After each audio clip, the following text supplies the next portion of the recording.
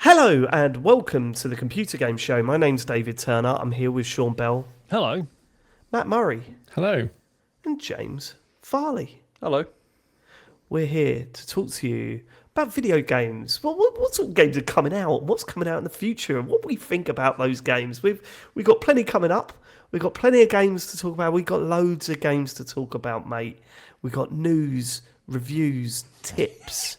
Yeah? Cheats. If this is the first TCGS you've ever listened to, then you better believe we've got letters from listeners and previews for upcoming titles. I do think if we didn't do this on Twitch, I would be so tempted to do like a fake mailbag thing. Whenever we go to the feedback or to the questions, just like, right, I'm going to dive through the mailbag and like rustle it around. But obviously everyone will know. And it's all just abuse. Like every time we put one out, like, and it's a card. We're just picking out like letters a postcard. with just a C word written on them and stuff. Yeah. I mean, you could still do that. It'd be even better on camera. You know, Yeah. like, But, but visual We're gag. giving it away Unless now. I That's the print problem. out all the feedback we get every Yeah. week, and then Oh no! pull it Even out. better than that, Sean. You take the feedback from the spreadsheet and you do like calligraphy, like the really beautifully written letters, and they're scrolls. But then we don't get time to read out half of them, so I'd be pulling stuff out, just being like, no, not that one. This one's called a twat. We'd like to We'd like to thank our Patreon producers this week. They are Aaron Patrick, the QuickBooks chap, Simon Nelson, Moomin Biscuit, Trans Rights are Human Rights, Dave Ernsberger, Colin Brown, Gasman, Rocketman76, Smooth Monkey, John Tempelli, Jackie Sniper, Sam Higton, Thomas, Stan, Philip with an F, Cutty, Steve Lee, Teenage Mutant Ninja Turtle Man, Jack Oven, Grey Dragon Claw, Colin the Car Wanker Smith, Lee Keybottom, Mock Turtle Soup, My Dog Skip, Dean, and Steve the Nuke Littler. Now, what I would usually do here is take the mick out of anyone that isn't signed up to our Patreon and say that they should, and call them names and say, well, stop doing the podcast if you don't sign up to our Patreon. But following feedback we've had over the past week, I want to make it clear that that was a joke. Right, I appreciate anyone that listens to this podcast. I love you all, right? So don't take it serious when I say, if you don't sign up, we'll fucking stop. We will stop. And you should thank those Patreon subscribers, especially the Full Nails crew that went to patreon.com/TCGS. Go over there, various different tiers. I'm only joking, but if you listen for free, I hate your face. We've got a bit of an announcement to make, and I think, Matt, you should be making this announcement because it is all about you, baby. The stage is yours. We have finally got a date in the calendar for my tattoo, which I'm very excited to finally get it. It's going to off my back, but it's actually going to be on my arse, side of my arse. So it's going to be in April.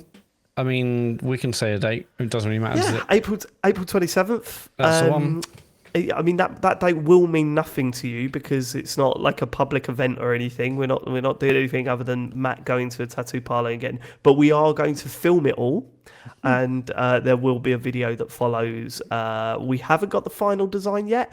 I think we save it, the final design, and the first time they get to see it is on the YouTube video or the Instagram. Yes, no, actually, we could do Instagram posts and stuff from the studio, right? Yeah, but do whatever you want, yeah. Actually seeing the design, you got to watch the video we put out. I think that's the way to do it, isn't it? And that's, to be clear, before we get more abuse, that is going to be available to everyone. That's not a Patreon thing, okay? You will be able to watch this video for free because we want as many people seeing Matt's arse as possible. Well, are we able, Sean, have you worked out if we're able to blur stuff out yet? Are you capable of What do you mean? Sort of bits of the bits of his I'll probably crack. just tastefully frame it to begin with, to be honest, because I can't be bothered. Well, if you can't, mate, I'm quite happy to just put my hand there while it's getting done. I'll just. We can do that in post, can't we? Surely you want the full. We've agreed now, Matt, that I'm going to put my hand there. Show, and then you can. We agreed that I can put my hand there, so it's fine. We the don't hand's need to going do any nowhere near post. my arse, David. Thanks for following what we do. Should we get to the feedback from last week's show? Yeah, we're going to start with Ryan Cobain. Dear TCGS Co. Been a while since I sent feedback. Sorry, that was a bit. It wasn't to be read out, and I thought rather than going, oh, hang on, I thought I'd just delete it. I knew it would cause a fuss anyway. Wow. But it was the lesser of two evils. It's done now. You can carry on. I feel like I should start this You've again. spoken like a true manager there. You've completely fucked us all up and made it sound like you were doing us a favour, Sean. It was. I'm going to start this bit again. Ryan Cobain has messaged, Dear TCGS Co, been a while since I sent feedback, but I just wanted to thank you lads. Last week was one of those weeks where work just takes your belly and drops off a cliff and unsettles you something terrible. I'm sure everyone can relate, but the pod and the double stream from Sean's, which I had to dip out of, but will be watching again, to Mass and James streaming again, those certainly took my mind off the work situation, and while I have stuff going on that we all do, TCGS remains a constant to people, and this week I needed a pod to escape as much as enjoyment. You guys are legends. Thanks from Ryan. Cheers, Ryan. Yeah, the work stuff sucks, man. You ever get that? Where something that's going wrong and you're just like, I don't want to go in today, and you feel sick. It's sort of, you can't stop thinking about it when you're away from work, but also you don't want to Yeah. go back in and face it either. There's not really any, you can't win. Like, When you're driving there to work, do you start shouting things at yourself? Because I do that. no. You're a fucking idiot. That You're an doesn't sound- idiot. Does not sound healthy, Dave. Gets it out, mate. Yeah, Gets no, it it's out. good. Yeah, but better out and in. That's surely better. But better They not to say feel that that way at about all about burps, yourself. Matt. They say that about burps, Dave, not self-hatred. I thought it One was of my best mates pops. you're talking about, right? Who burp? No, you when you talking call about? yourself a fucking idiot. Oh, right. Because I'm your best mate. Oh, wicked. All right. Not coming to you for don't know. though. No, busy. Next. Alex79, hello. The discussion on last week's show about separating art from the artist was interesting, especially in reference to tattoos. I have a great big death tattoo from the Sandman comics on my right shoulder and arm. The Sandman comics as written by Neil Gaiman. Now, if you know, you know, and if you don't, you should know. But suffice to say, when the news came out, I did consider the idea of a cover-up or alteration.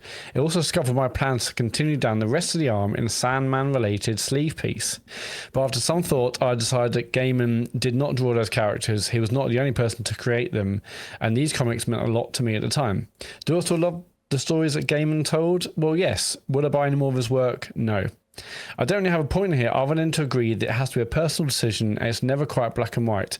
Unless you've got a Jimmy Savile tattoo, I suppose. That's got to go. Cheers, lads, from Alex. Yeah, fair enough. Yeah, this stuff is always very personal. Everyone has their own views on it. It's really tough to talk about as well, because I find despite it being really personal and everyone agonizes over this stuff, there are a lot of people judging people's views on this shit as well. Do you know what I mean? It's like, it's best to just, you know, make your own, draw your own lines in the sand and stuff. And I'm sure there's some people that don't agree with me saying that as well, but what can you do? I think, We're all also, trying. Like in Alex's situation, one of the differences between having a tattoo that you got a while ago versus continuing to like buy Neil Gaiman stuff is like Neil Gaiman doesn't get any money from the tattoo, right? There's like, you know, in the case of, for example, J.K. Rowling, she's very vocal about it. She's like, yeah, the money I get, I put into like anti-trans clauses, right? Yeah. And that's, so it's like, yeah, if you can, just try not to financially support her. Like, even if you really still love Harry Potter, you can still, there are ways to avoid giving her money. But, you know, it's tough. Yeah, it's tough out there. It is tough out there. Let's hope Wookiees don't do anything really bad, and I'll be really regretting that tattoo, eh? Did you see the prequels? Shit. Come on. Dave has messaged, hi all, wanted a feedback about microtransactions in Monster Hunter. At the risk of being an enlightened centrist, I fall somewhere in the middle of Sean and James. As a rule, I think microtransactions in full-price games are awful. At best, they're redundant, and even when ignored, they cheapen experience. At worst, they're predatory and exploitative, and they incentivize bad design, which I'll save you a rant about. However, when you look at Capcom's microtransactions in Dragon's Dogma 2 and Monster Hunter, the elements monetized have such little utility and value, it appears they've tried to be included in a way that can be completely ignored. I can't confirm, but they look like a publisher-mandated inclusion. This is where I sympathise with Sean because the experience of these games is antithetical to most games with microtransactions. When you boot up COD, it feels like entering a theme park or casino. They're exciting, but there's an ever-present sense that the game is trying to push you to pay. They're manipulative and predatory, simple as. So when outlets talk about their inclusion in Monster Hunter, it feels off and sensationalist. Monster Hunter wasn't built to funnel you towards paying. It had some niche elements most players will never care about, arbitrarily put behind a paywall. Not that I'm defending them. A perfunctory included microtransaction is still bad, but it's bad in a different way to COD or Fortnite or Ultimate Team. But equally, it's also naive to think that some players won't pay. The problem with microtransactions is that their mere presence has some effect. If you put a price on something, it suggests something has value, or that thing has value. Most players know that these microtransactions are functionally, even aesthetically, worthless, but some won't and some will pay, and that's rubbish. Plus, cordoning off content or functions behind a paywall, even those that are minor or rarely utilised, in principle, is rubbish. So, microtransactions are bad, but I get Sean's frustration about the framing of stories and the headlines on the subject. Stay natural, peeps. See you in September for the run. From Dave. Well, I thought that was very reasonable, balanced. It was. It's also balanced one of the more polite responses we got on that subject. Yeah, Sean had a bit of a rough time of it last week after that argument, didn't you? Because it's rare that one of I mean I'm in that situation all the time where I'm just thinking, why was I so angry about the Nintendo app again? And then you think back to the arguments you made and went, well, I had a point, but I didn't really say it because I got flustered and just said shit. And I was on the back foot. So, I mean, the moment we finished recording, I hope you don't mind me saying, Sean was like, yeah, probably not going to read the feedback this week. I think that was on the show. But It wasn't too bad, though, was it? It wasn't too bad. No. It was mostly fine. There was someone accused me of being paid off by Capcom, which, if I was, do you think they'd be happy with that investment? After last week. Yeah.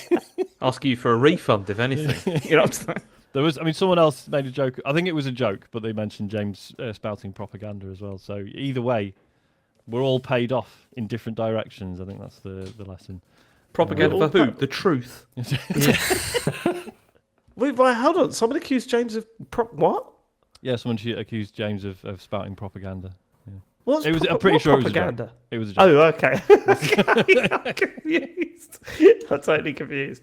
So we all made up now, boys. So we all friends again. No, we never really fell out. I wasn't annoyed at James. I was annoyed at myself. It's a funny way of fell out showing with it. myself. But not and annoyed there's at only Capcom. one person can fix it. Yeah, interested, Sean. Yeah, Maybe very you should be interesting, annoyed at the Maybe direct your anger Monster towards Hunter team. them. Not old James. I was annoyed. I was annoyed at myself for forgetting that some of the Like a Dragon games paywall New Game Plus, because that would have been a perfect counterpoint. But never mind. They got loads of microtransactions in them. Like there's not loads, but mostly for they stuff really? that they had to make though, right? Not just like, oh, here's a feature, we'll just fucking. No, they have stuff like the most recent one's got stuff like, would you like to have like Kiryu in your pirate team? Here you go. Okay. It's you can like buy all that stuff in if you want to. Oh God, I didn't know that was going on with Yakuza. Yeah, It's funny that you didn't mention that. It wasn't part of the news story. Connie, you haven't mentioned it. I mean, you talk about the fucking game. Well, as Sean said, if nobody's ever really going to be bothered by those. You're really there, just to play the game. I don't know. Go on. Philip with an F. Hey guys, love the show as always. Just a note from me to say that I, for one, really appreciate all the chat that shows your values and political leaning. It may not be for everyone, but it's important to stand by what you believe in, maybe more important than ever in the current shit show of a world. And let's face it, the other side of the political spectrum always shouts louder and becomes more abrasive by the day. It's nice to hear some people are still on my side of the argument too. Very few podcasts nowadays let listeners in so much of their personal lives, etc. I think it makes you all much more relatable and enjoyable to listen to. Keep it up. Philip with an F. There's a PS here. PS. If James is a video game character, surely he'll be a hapless tourist with a chain of quests in one of the Yakuza games, asking the main character to do all sorts of wacky things like finding a Valentine's card for his wife after dark, or delivering a games console across half of Europe because he can't be bothered.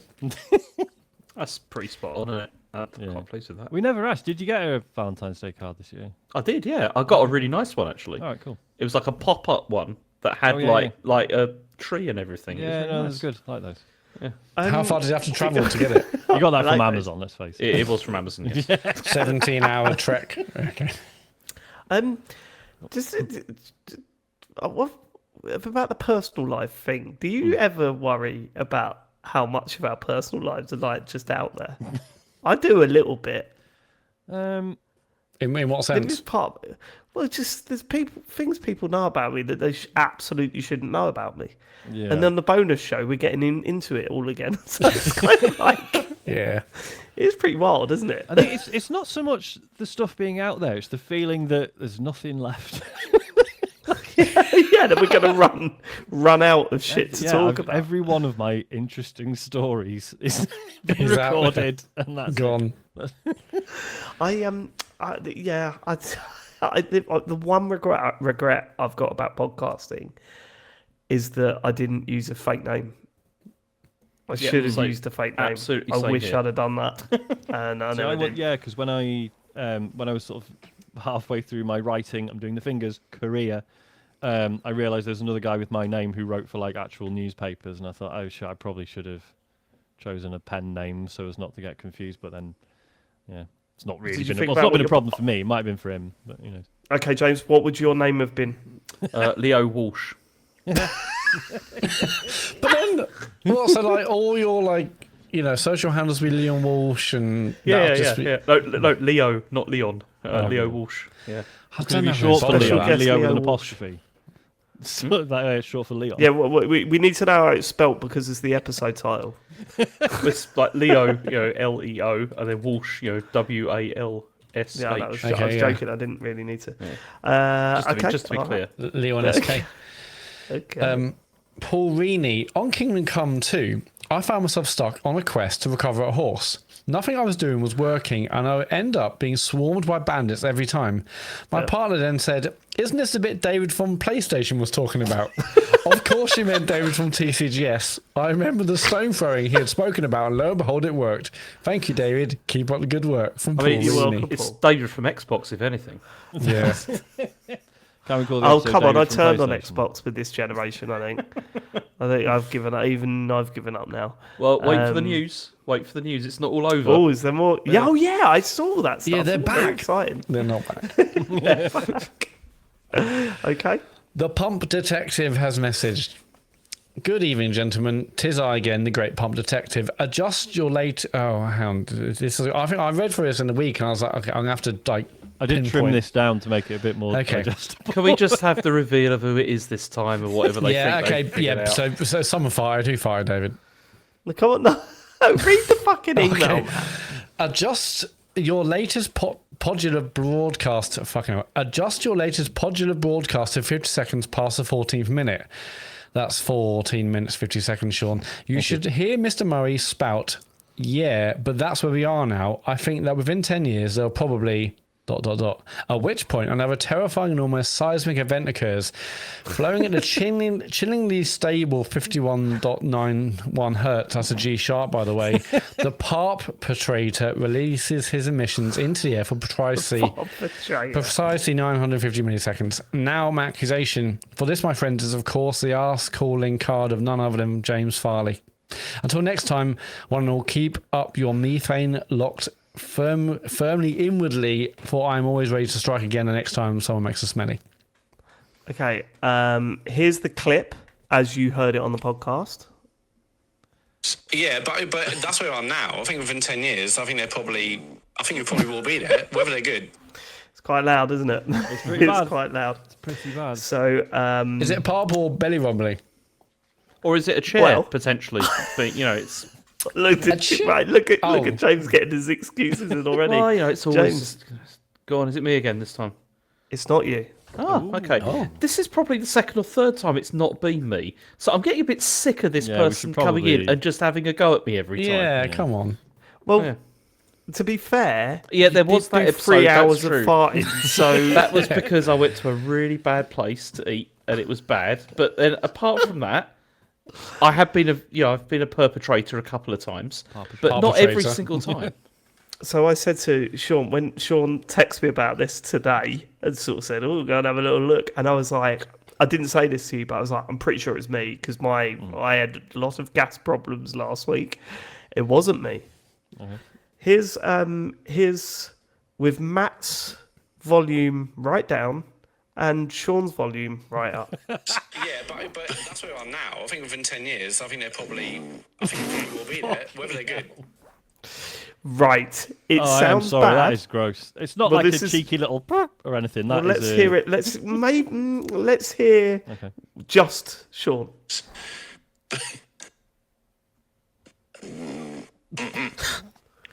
Well, I think chair? you're going like that. I think you're Mouth going. I think that's what's happening. Okay. Or it could be a chair. You know, there's all sorts of reasons for these things happening. Why does every flatulence. chair in your world sound like a New massive shoes, fart, you James? know. I'll let the listeners decide. Please let me know whether you think Trump or Humph. so that's the episode It's Listen to title. my isolated Trump audio. or Humph? H-U-M-P-H. Humph, yeah. Trump or Humph? That's going to get all the Well, right you know, people involved, isn't it? For anyone who interpreted that as a fart, which you are welcome to, that is fucking horrible. Sorry. Right, okay, one last listen.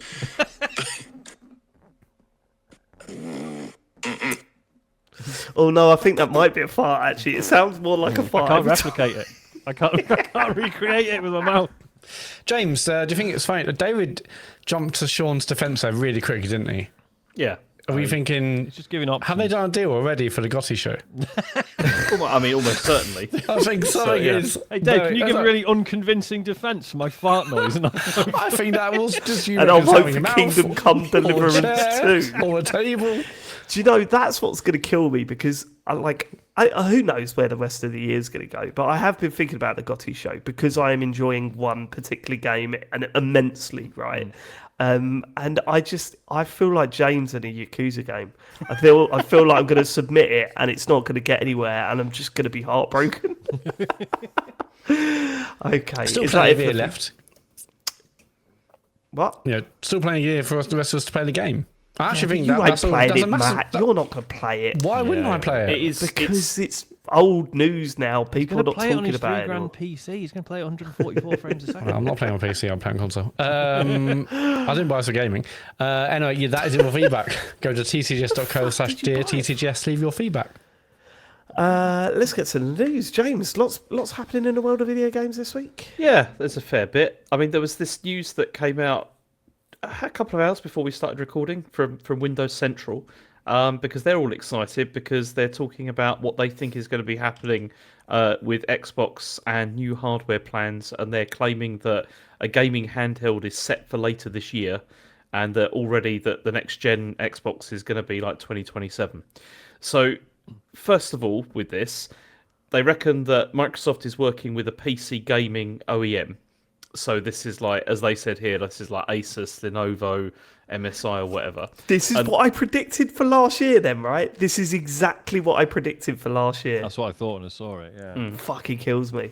I knew this is the route they'd go. They don't have confidence in themselves to create their own, thing like this. It's Yeah, And well, this they'll do this first, and then after a couple of years, then they'll release their own Surface version, or whatever, like they did possibly, with but I don't think everything they else. need to. I don't think they want to. I think them just like letting another company take the hit of creating the design and the hardware and everything. Yeah. And then they'll get access to their software for it. It's perfect for Microsoft. It's exactly what they want at the moment.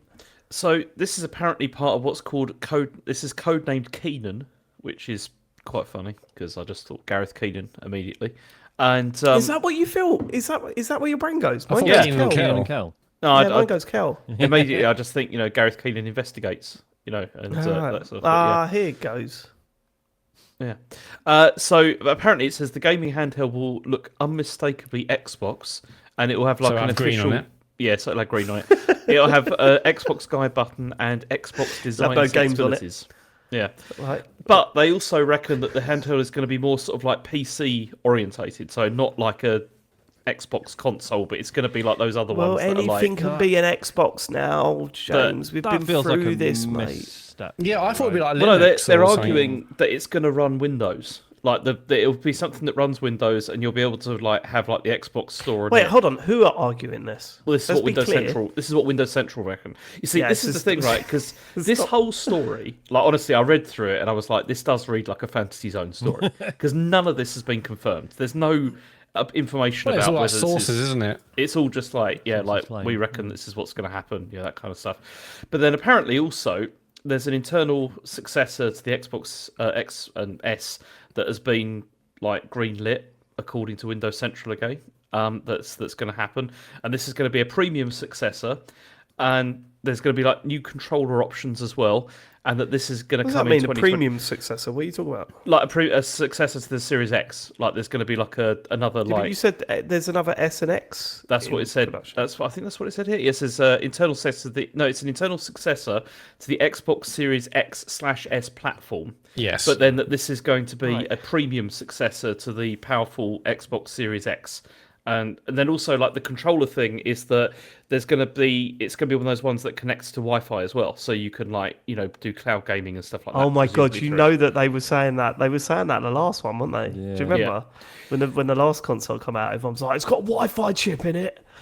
It goes directly to Wi-Fi. No one knew what it meant. Everyone just went, "Oh, does it?" We went, "Yeah." Then Yeah, we sort of that'll be stopped talking about it quicker. because we didn't want to go into any details because we had no The idea what it Stadia meant. controller meant to do that as well. It did, yeah. Yeah, I mean, that was the whole yeah, point. that's Yeah. But then also, Windows Central thinks that this is evidence that the next gen Xbox consoles will be closer to Windows than ever before. And the idea with this is that then it'll be easier to port stuff from PC to it like straight away. 'cause Again, we've Like literally Sony games. since year dot. Yeah. basically, And it makes sense, like Microsoft are working on their they call it a compact mode for like Windows to make it run better on these new handhelds. So they are working on it, and Phil Spencer and other people have said that they need Windows to be better in order for this kind of thing to happen.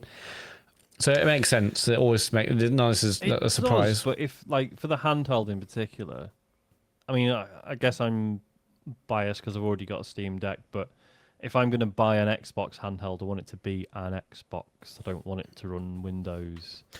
But I think, But you're putting see, like a I C think Windows. this makes a lot of sense. Like from their perspective, like I agree with you, Sean. Like I think it's a terrible idea, but I think from Microsoft's perspective, this makes a lot of sense because Windows is what they still want to push on everything. To still be running. Why is it a terrible idea to move away from the Xbox platform? If the game, I mean, you can access the Xbox games through the cloud anyway. It doesn't matter what platform it is, as long as the games are running well enough. Right? Well, that's the thing. Because I don't know. Like, are those Windows handhelds? Do they run stuff really well? Like compared Well, with I a think they're bespoke doing one, you would imagine a bespoke one would do. You would hope so. My understanding is that like on the Steam Deck, like trying to run anything in Windows is generally less efficient than running it in like the Steam OS, which is Linux based. To the point that even like stuff that is Windows only, but is going through, I forget what it's called, but the thing that allows you to run Windows stuff in Linux will often still produce better results than running stuff natively in Windows. That's how inefficient Windows is these days. Yeah, it's clear, and they've said that they're still working on this optimization for Windows, so they're probably still a bit away from that. Whereas the thing about SteamOS is it's like its own bespoke, lightweight iOS just simply built for games, and that's why people like it so much. But then who knows if it's a good, if this Microsoft one is a good piece of hardware, there's probably no reason you couldn't buy that and put SteamOS on it if that's going the way it's looking like. So, But that's also something that they talk about on here as being like that's something that like not like whole operating systems, but also having like other stores on there. So like the Epic Games Store, Steam and all that kind of stuff, and it could just The thing that I'd be most interested in is what price point they come in at, because that is hugely important for a device like this.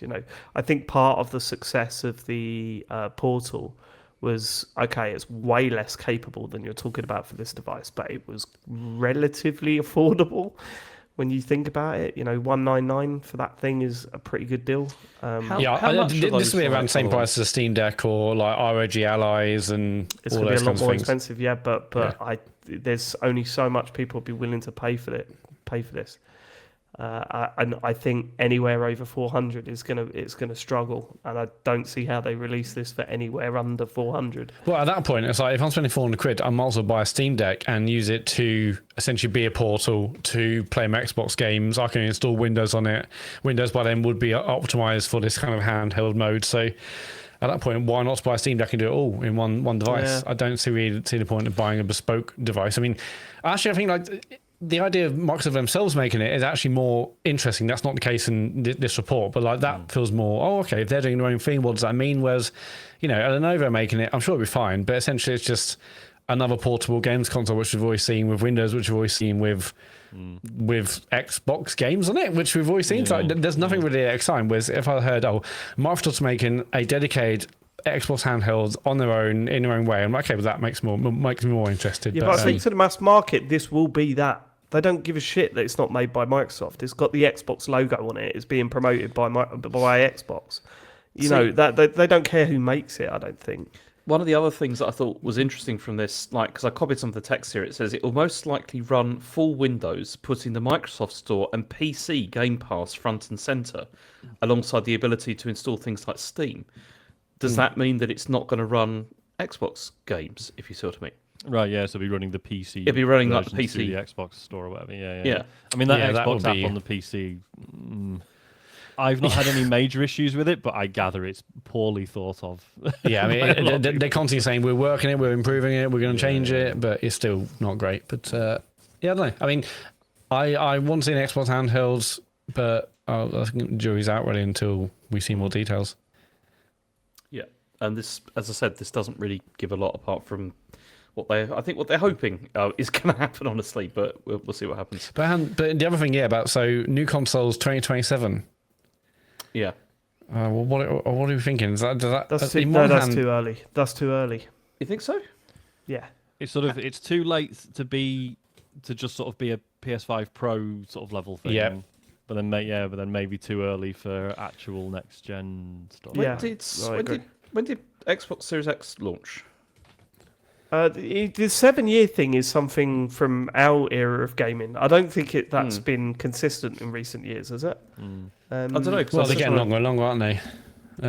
But So the Xbox One launched in 2013, and the Series S, so it was 7 years. It was 7 years because it's 2020. Fuck, man. Again, I mean, we spoke about it the other week that it felt like this generation has barely got started. Yeah. And we're already 2 years away from a new generation, if this is to be believed. It just don't seem right to me. It feels like, if it is, has this been a shittest generation? It's not been great, has it? It's been pretty I mean, rubbish. there's been some great games, but they haven't... I suppose the difference is there's been some amazing games, but nothing that's shown off what this new technology can do. And There's been loads of really good games, but lots of examples of games that look no better than their iterations on the previous console. or not better enough. Like, obviously, games do look better now, I think. Most do, but there is some. I still could go back to that Gotham Knights versus Arkham Knight comparison. Sure, video. but that's unbelievable what Arkham Knight did compared to a lot of but modern stuff. that's definitely cherry picking like a bad example of a game and a good example of a game from that. And I think you'll always have that. But it's like mobile phones, right? And how the leaps just got less and less and less, and now people are going, well, do I really need a new phone every year going to happen now? on consoles, isn't it? I think It's absolutely going to happen with consoles. Like that is the leaps are going to get less and less. Sorry, James, go on. I was going to say, if you're Microsoft, though, I'd be much more keen on getting something out sooner rather than... Because the Series X and the Series S are not setting the world alight still. And but I don't think a new console will. I think I can't see them coming back. I can't see them releasing a new console in 2 years' time and then suddenly it's a massive success. You can't see them wanting to roll the dice again and just be like, let's. Well, we were speaking about this at the start of the year where we thought Xbox were going to release a new console, and maybe I'm too premature to say that they won't bother anymore. But I don't see them expecting it to outsell even the Series S and X at this point. I don't. I think because not only are we going to have a situation where people that bought the Series S and X and all their mates bought PlayStations because it is that being outsold Yeah. so much. They're going to think, well, for the next one, I want one all my mates have got for a start. Secondly, you've got the case of the new PlayStation is going to be way more expensive. Like I think we're all expecting that, right?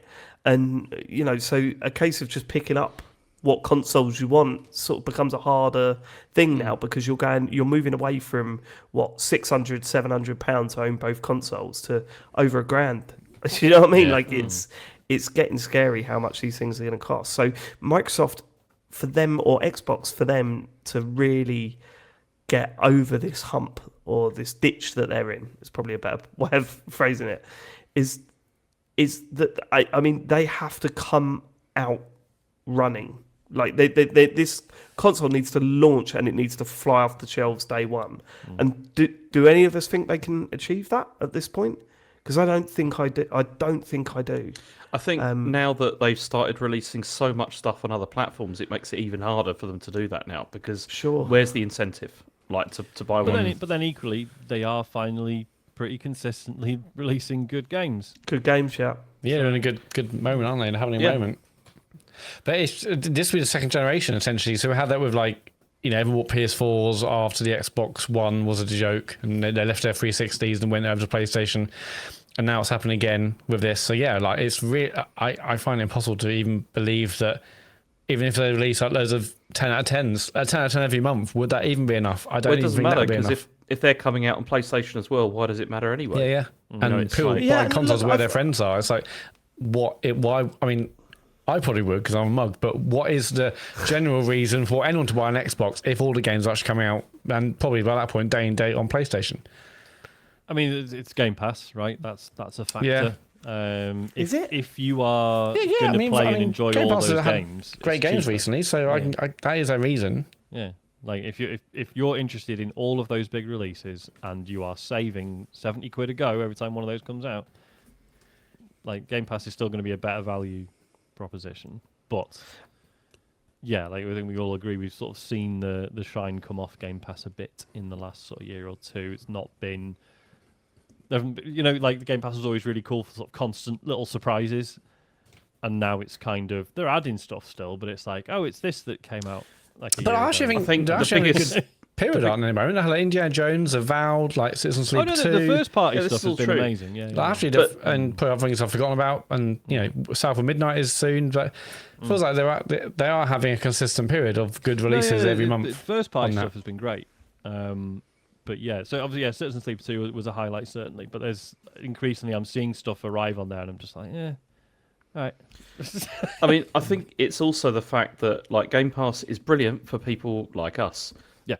But for a lot of people, they don't care.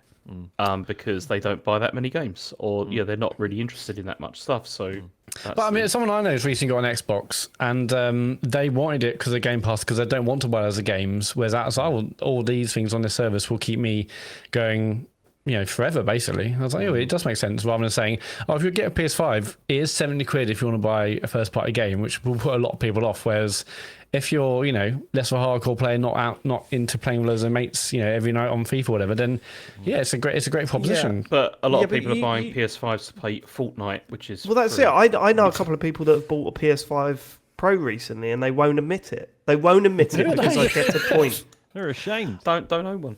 I will say though, I've been massively wrong about this in the past. I thought Microsoft were going to close the gap this generation. They haven't. Who knows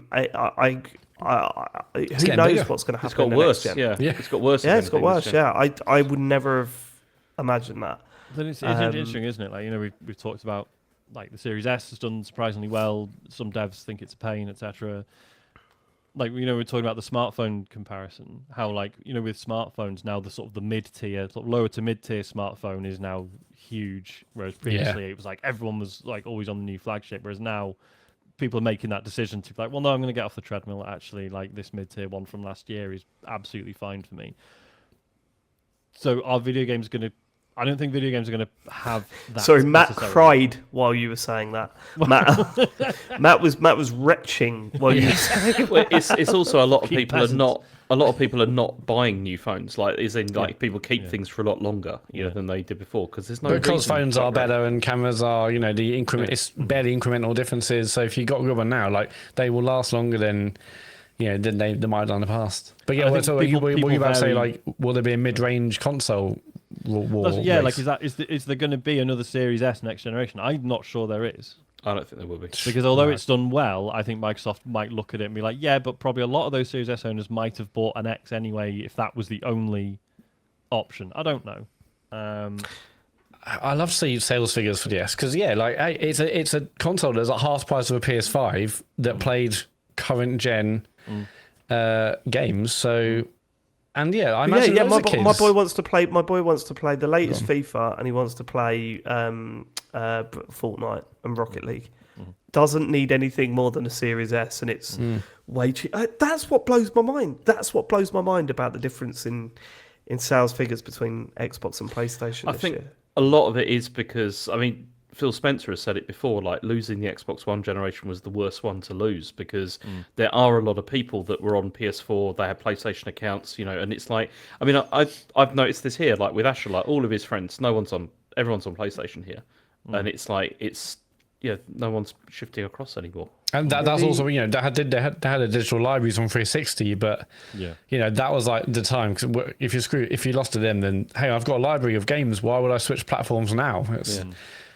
Bad. Phil would say that though, wouldn't he? Because he wasn't in charge at the launch of the Xbox One. He's Don. He's just looking over at Don, and that's I it. suppose the problem with the smartphone comparison is obviously people vary so much in what they use a smartphone for. And that's like there are plenty of people for whom £100 one is absolutely fine. Some people want to spend £1,500. Hell yeah! They have and they can have legitimate reasons for being either end of that spectrum. Whereas games technically tend to be quite demanding. So and that's why we end up in the situation we do with the Series S, where stuff is not running as well, or devs are just pissed off at having to compensate for it. Tough. For sure. And that is the first news story of the podcast, James. Which is mostly probably made up stuff. Yeah. But the next one is not made up because this is about Peter Moore. Because he was on a podcast and he was chatting about what it was like, being at Xbox because he was there from like 2003 to 2007.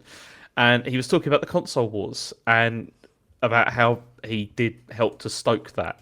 As being like something that happened. He said, I think the console wars that you're kind of alluding to were healthy for the industry. Look, I've said it before. Certainly I did, encourage the battle because I think gamers love to see Xbox versus PlayStation. Maybe Nintendo as well. And I think that was a rising tide that lifted all ships. But then he went on to say that things have changed like so much now and that, especially after the Activision Blizzard deal, like things have changed at Microsoft because of the massively larger scale of like economics involved now, with Xbox and how obviously that's maybe changed things. But I thought this was interesting because I really liked that era of Xbox. I thought it was an era where it felt like it was really relevant. It was really like trying to do something, and like disrupt things and that kind of stuff. And I think a lot was lost from that. And part of that was that they were like always pushing to like get stuff on the machine that you couldn't get anywhere else and all that kind of stuff. And all that's now gone, obviously. It's it's a shame, I think. It's always hard to sort of figure out if it's good or bad for consumers because on the one hand, there's that healthy competition element, but then there is also the element of having to buy two fucking consoles if you want to play everything, or two or more consoles. Which is obviously going to be a struggle for most normal people. So I think there's probably a lot of people who are quite, pretty happy with their PS5, and also if there was still that tribalism and none of those games had gone to PS5, that's another potentially £500 people are having to lay out. That's true. But competition is better, I think, for the industry overall. Like we're basically slowly or quickly getting to a point where it's you have your Switch, you have your PlayStation. That's it. If you want like the big budget AAA games, you get a PlayStation. If you want everything else, there's Switch for that. But with no competition to Sony on the major AAA space, and they can stay and do what they want. which I think True, ultimately and is going to be poor for the industry. Yeah, in sort of other sectors, we are seeing that like big tech monopolies are probably one of the worst things to happen to us. Exactly. And like during that era, you had like Xbox, especially like when it launched, it had to like it couldn't get those games that PlayStation had, so they had to go out and try and get like other stuff, and also to like put money into like developing things, and like that's how you ended up with a lot of stuff that ended up, especially on the original Xbox, was they were trying to sort of compete with Sony on that. And yeah, it's true that if you wanted to play everything, you'd have to buy 2 machines, but it did also mean that there was like this sort of push to like create new things like all the time to try and like bring people in, and that just feels like that's missing now. It just feels like everything gets solidified on one platform. It's a bit of a shame. Yeah, and like we talked about previously, like decisions Microsoft have made, things like backwards compatibility stuff and what have you, and it's like all that was because they knew they were on the back foot. Yeah, and they're like, right, what can we do that's going to get us some goodwill? And yeah, that stuff starts to go away, doesn't it, if there's no real competition? The same with like PlayStation Plus. Like they that started because Sony were kind of on the back foot to the Xbox 360 for quite a while, and then we ended up with that, and then gradually things evolved.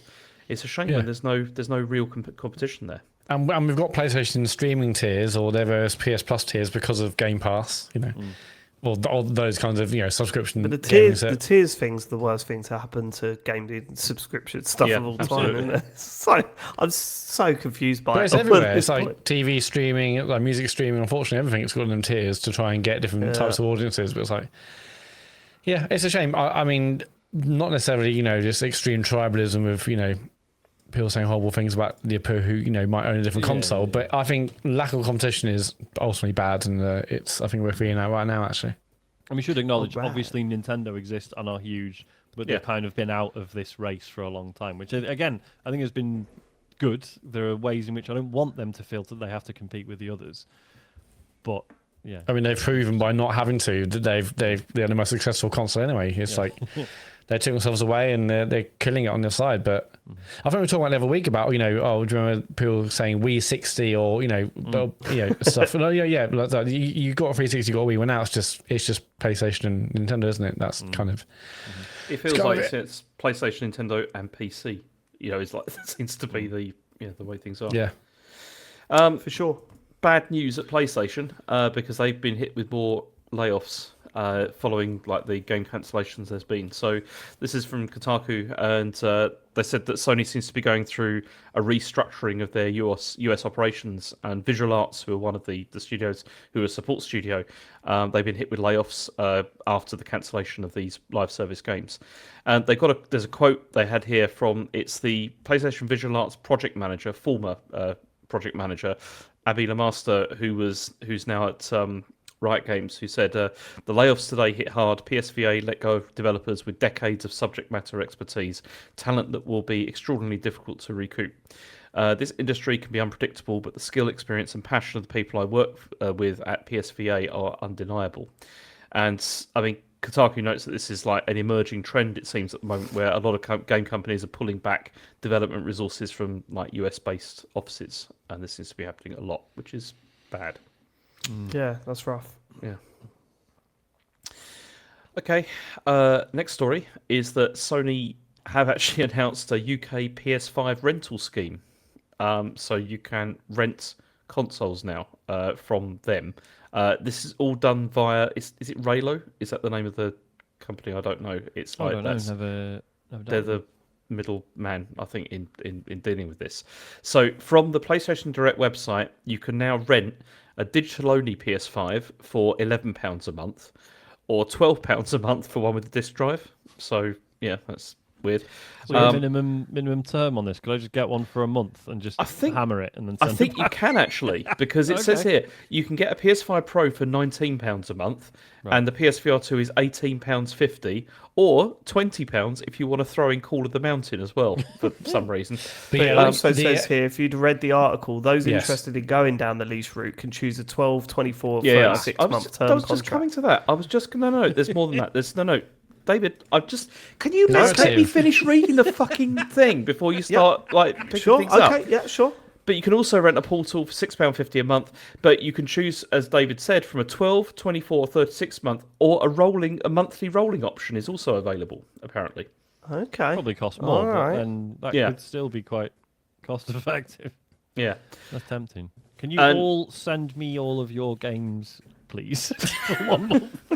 Well, you get Astro Bot. Oh yeah. Oh, have I got that on disc? Because I fucking would. No, I think I bought that digitally. That one. Would you seriously do this, Sean? Buy it digitally and then send physically and then send it to me. Well, no, probably not. I think if nothing else, I don't want the hassle of having to fucking send a PS5 in the post. It's you know, fun. I Are know you one of those people that think going to the post office is the worst thing that you could possibly do? I know. I'd just be really anxious about it not arriving in one piece, I think. Right. And There then are that two being my types of fault. people, though, isn't it? If a friend needed to send you something, you either get one that goes down the very next day and puts it in the post office, and one where you're going, are you going to send it 4 months later? Like, there's two types of people there. I've got James a is lot definitely a better 4 months since- later guy. I found the corner shop up the road does every collection, so I'm afraid if you ever get sent something by me, it's coming via every. Sorry. So we won't receive it. James, don't Yeah. get offended. I'm not slagging off people that do that. I'm just saying there are two types of people, and you are definitely one of those types of people. Yeah, fair. I mean, I'm on the website now. For PS5 Pro, I mean, this doesn't affect me and James, but PS5 Pro, yeah, cheapest is 19 quid a month for a 3-year lease, but monthly rolling is 36 quid a month. But you can pay nothing today and have it. Fucking hell. You can have it for basically £0 today, and you can return it for free within 14 days. So get Okay. it, smash out Astrobot, send it back. So I wasn't really 2 weeks feeling off it. But work. yeah, finish every James, do game. you remember when I lent you 12 PS4 games? I do you remember that. that? Yeah, I do. 2 years. Oh no, that was it. The worst one was Tomb Raider, and I decided to buy Tomb Raider on the Xbox One, I think it was. I decided to buy Tomb Raider, and I thought, right, I'm gonna smash it this week, and then sell it back. Like, so it'll only cost me like £5 or whatever. And then you came over and went, "Can I borrow that?" And I went, well, I was going to sell it to try and get the money back, but yeah, you could borrow it, but do you reckon you get it done in a week? 2 years you had that for. 2 fucking How much years. was it worth? It's a after good that, game. It was a good game. 2 years. Fuck all. 2 years, James. Fuck. Did you all. 100% game. it? It was very good. Were you going for like platinum? So don't be offended when I say you're not the sort of person to go down a post office and Do you know, drop. I think the remaster had come out by the time I sent you the original back. You know, it's like, I think you're right. The other posting game story that we haven't mentioned for ages was when I somehow accidentally stole Matt's entire video game collection. Oh, yeah. Yeah, when you remember came up that? to Leeds. When I came up to Leeds, I can't remember what it was for, but there was a big stash of games, and when I was leaving, I put them out. My games were mixed in with Matt's, so I just put the big stash of games in because I thought they were all mine. I got back, Matt was like, "I've got no games to play now."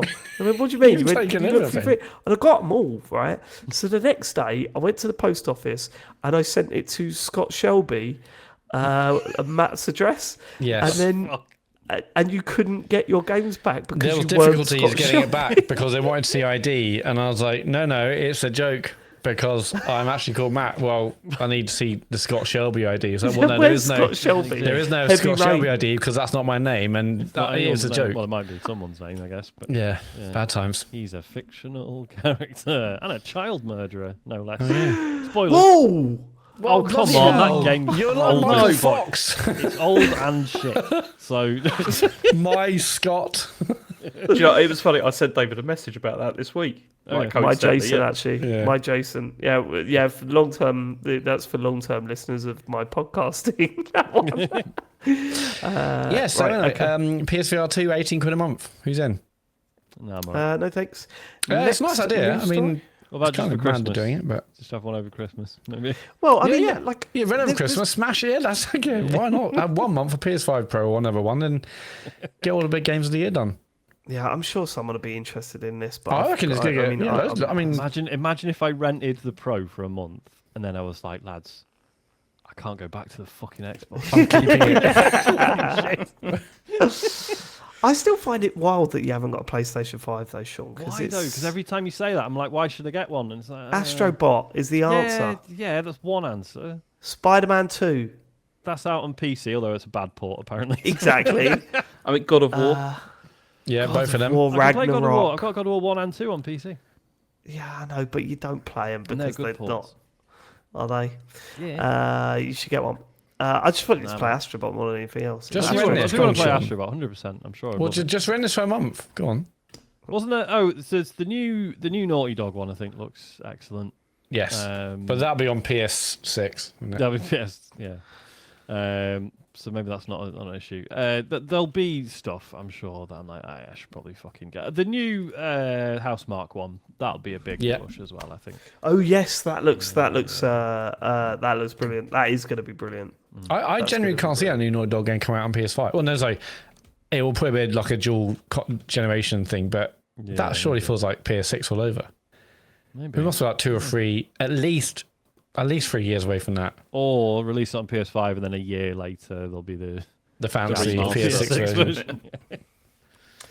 Okay, next story is that, you're going to need a Microsoft account to play Forza Horizon 5 on PlayStation 5. You are Is this kidding me. Yeah. Is this news? Yeah, I mean, we had it this for is the thing, Minecraft. I mean, I saw this because this was on, like, I think it was VGC, like, first did it, and they said this was an unexpected, like, thing. And I'm like, this is not unexpected at all. No. No, if you want cross-play, you only need an account, and And it's shit and it's annoying. Like, I fully understand people being a bit annoyed.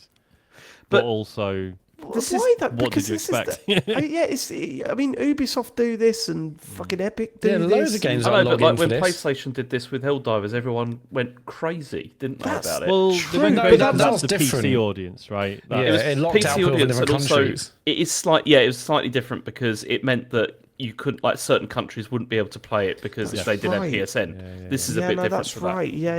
Is it a bit different to that though? Is it not a similar situation with this then, or can anyone get a Xbox account? Any restrictions? that. I don't know. Yeah, it's strange, but I certainly, I mean, I certainly wasn't surprised when this news story came up. I know, like, Yeah. all of it, like Minecraft I'm not sure if Minecraft needs a Microsoft account, but you do. definitely has a go at you if you don't have one. Yeah, of it, doesn't it? it's, Like, Yeah, for crossplay, surely. And yeah. I mean, if this has crossplay, I would assume it would do. You need this account for that, and I would Yeah. love to know what the user experience is. If like you've just bought Forza Horizon 5 for your PlayStation 5, you've never touched an Xbox in your life. What's the process? And I bet it's not good.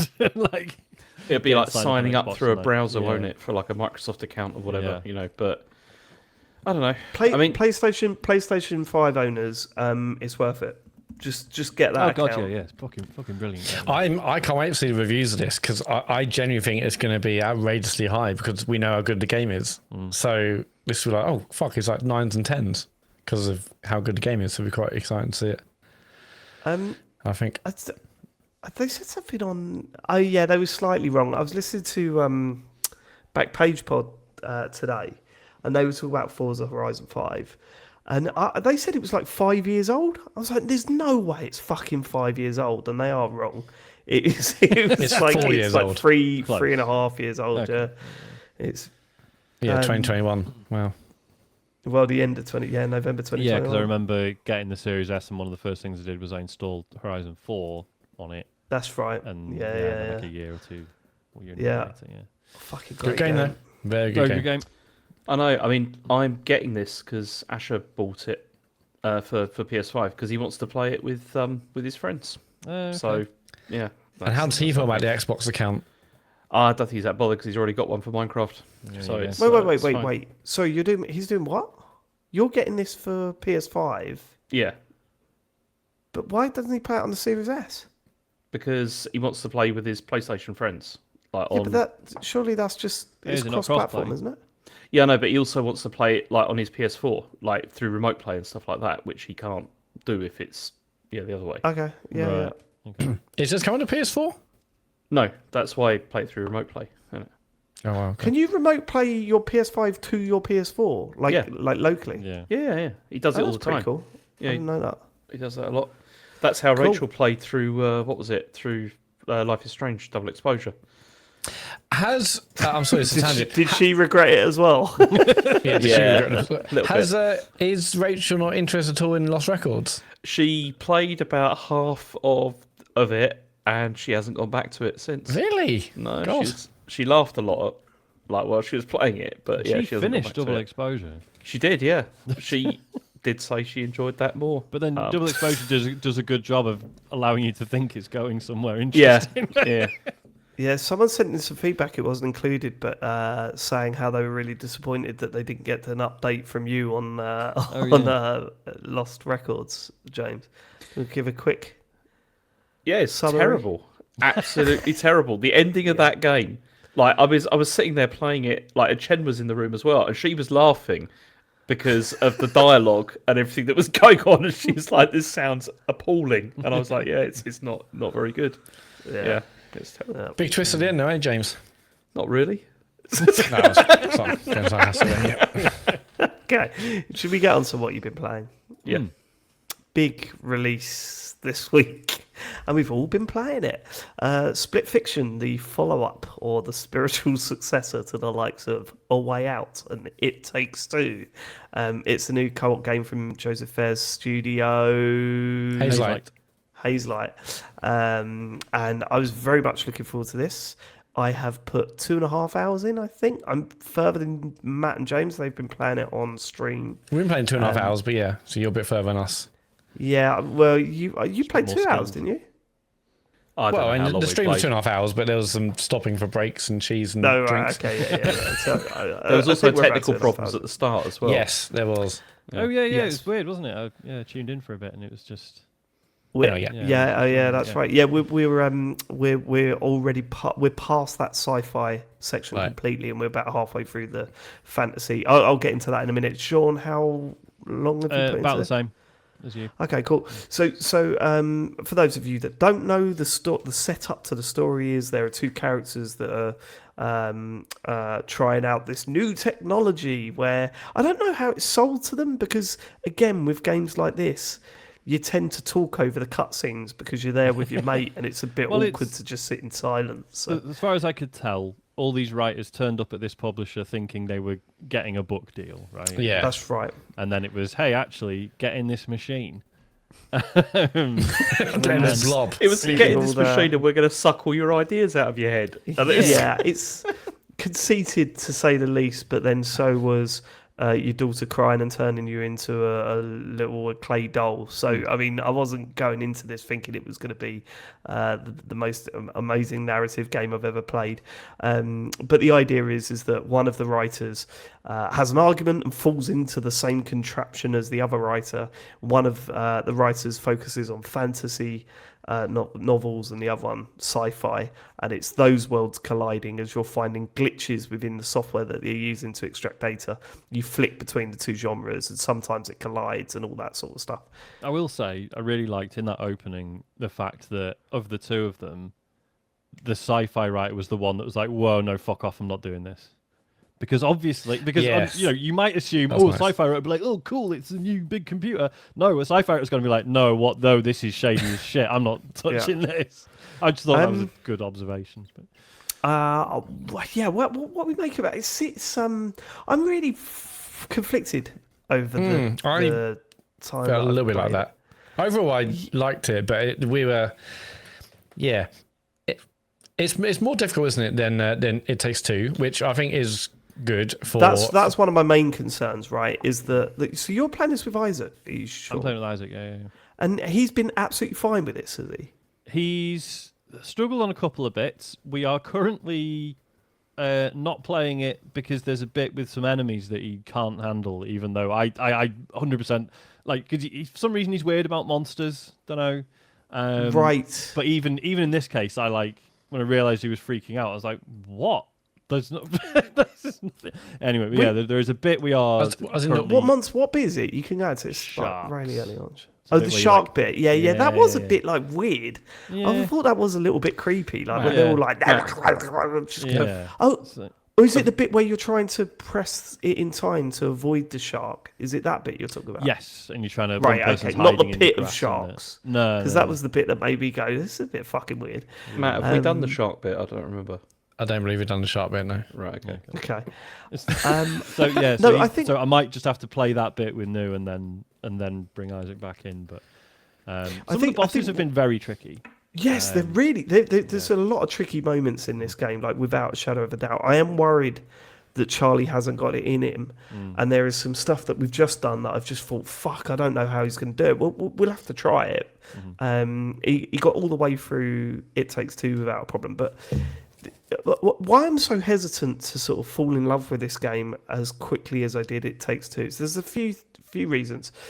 Firstly, I think visually it's stunning, but I also think visually it can look not as good as It Takes Two, and that's because It Takes Two is very stylized, and Split Fiction is. I suppose it is stylized, but there are still moments where you're not watching a ragdoll running along with funny animation. You're watching a human run along looking kind of stilted and a bit. It's the Pixar thing, isn't it? It's Uncanny Valley, Yes. etc. Yes. Yeah. Weirdly, the protagonists of It Takes Two look more realistic because they're weird, whereas in Split Fiction, because they're real people.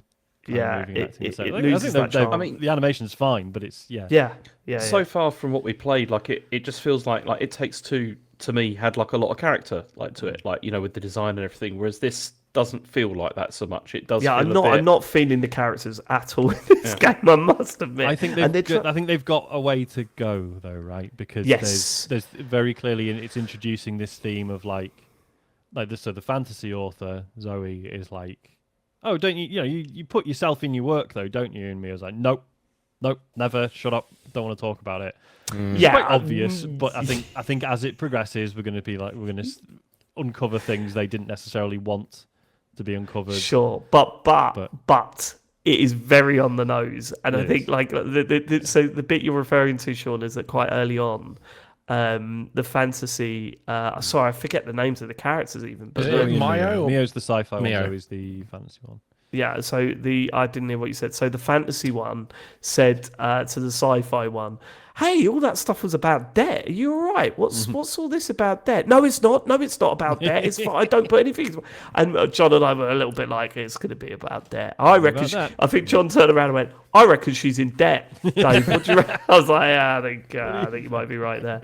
I actually don't think we're going to get like, on that specific example, real concrete talk about their own personal life. It's more the fact that there's layers to this, and we're kind of uncovering what they're about as complicated people, rather than actually, do you remember when I said I was in debt? Well, actually, I kind of am. I definitely it's not gonna be like that. It's gonna be like just these are humans, whether they're putting themselves or they're not putting themselves into their art, which I think is quite nice. We'll see. I mean, he's not subtle. They were quite keen on keep talking about getting published every 5 seconds. Yeah. I mean, he's never been subtle. You look at the way he dealt with the way that team dealt with the story in It Takes Two. It's nothing subtle, nothing. It's real blunt in your face. Yeah, and it's obviously very anti-AI, right?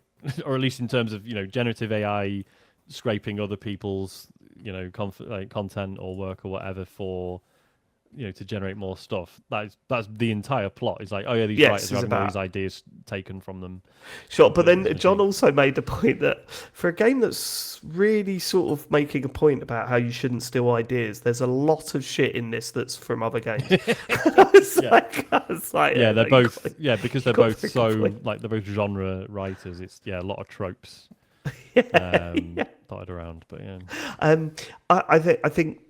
My biggest disappointment so far is that there are no versus games, and I don't know if that's all the way through or not. I think that is all the way through. It feels like there's no mini games in this. Well, it feels like what they call the side stories are like the new mini games. Yeah, but they're not.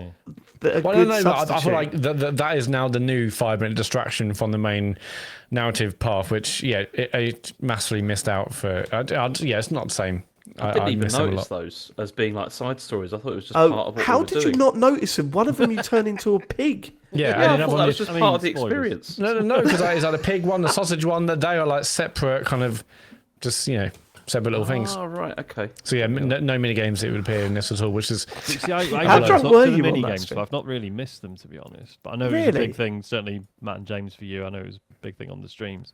Yeah, I think it is different when you're playing with your kid though, because I felt that with Charlie. Like I didn't enjoy them as much because it's not like you can go, yes, right, come on, I really want to win this one because Charlie's 6 years old sitting next to me, doing the griddy while I'm like trying to shoot the whatever. And well knock it done, out he's and 6. stuff. Yeah, well done, he's 6. So there are hesitations there for me to fall in love with the game, but there's also hope, right? And the reason why I say that, firstly, I've read a lot of opinions that say, no, the second half of this game it just explodes and becomes something completely like unbelievable, right? So I'm looking forward to that. So I'm not going to judge it. Basically, this is a 10 to 12 hour game. I've played 2.5 hours. That's the case. That's the case, is it?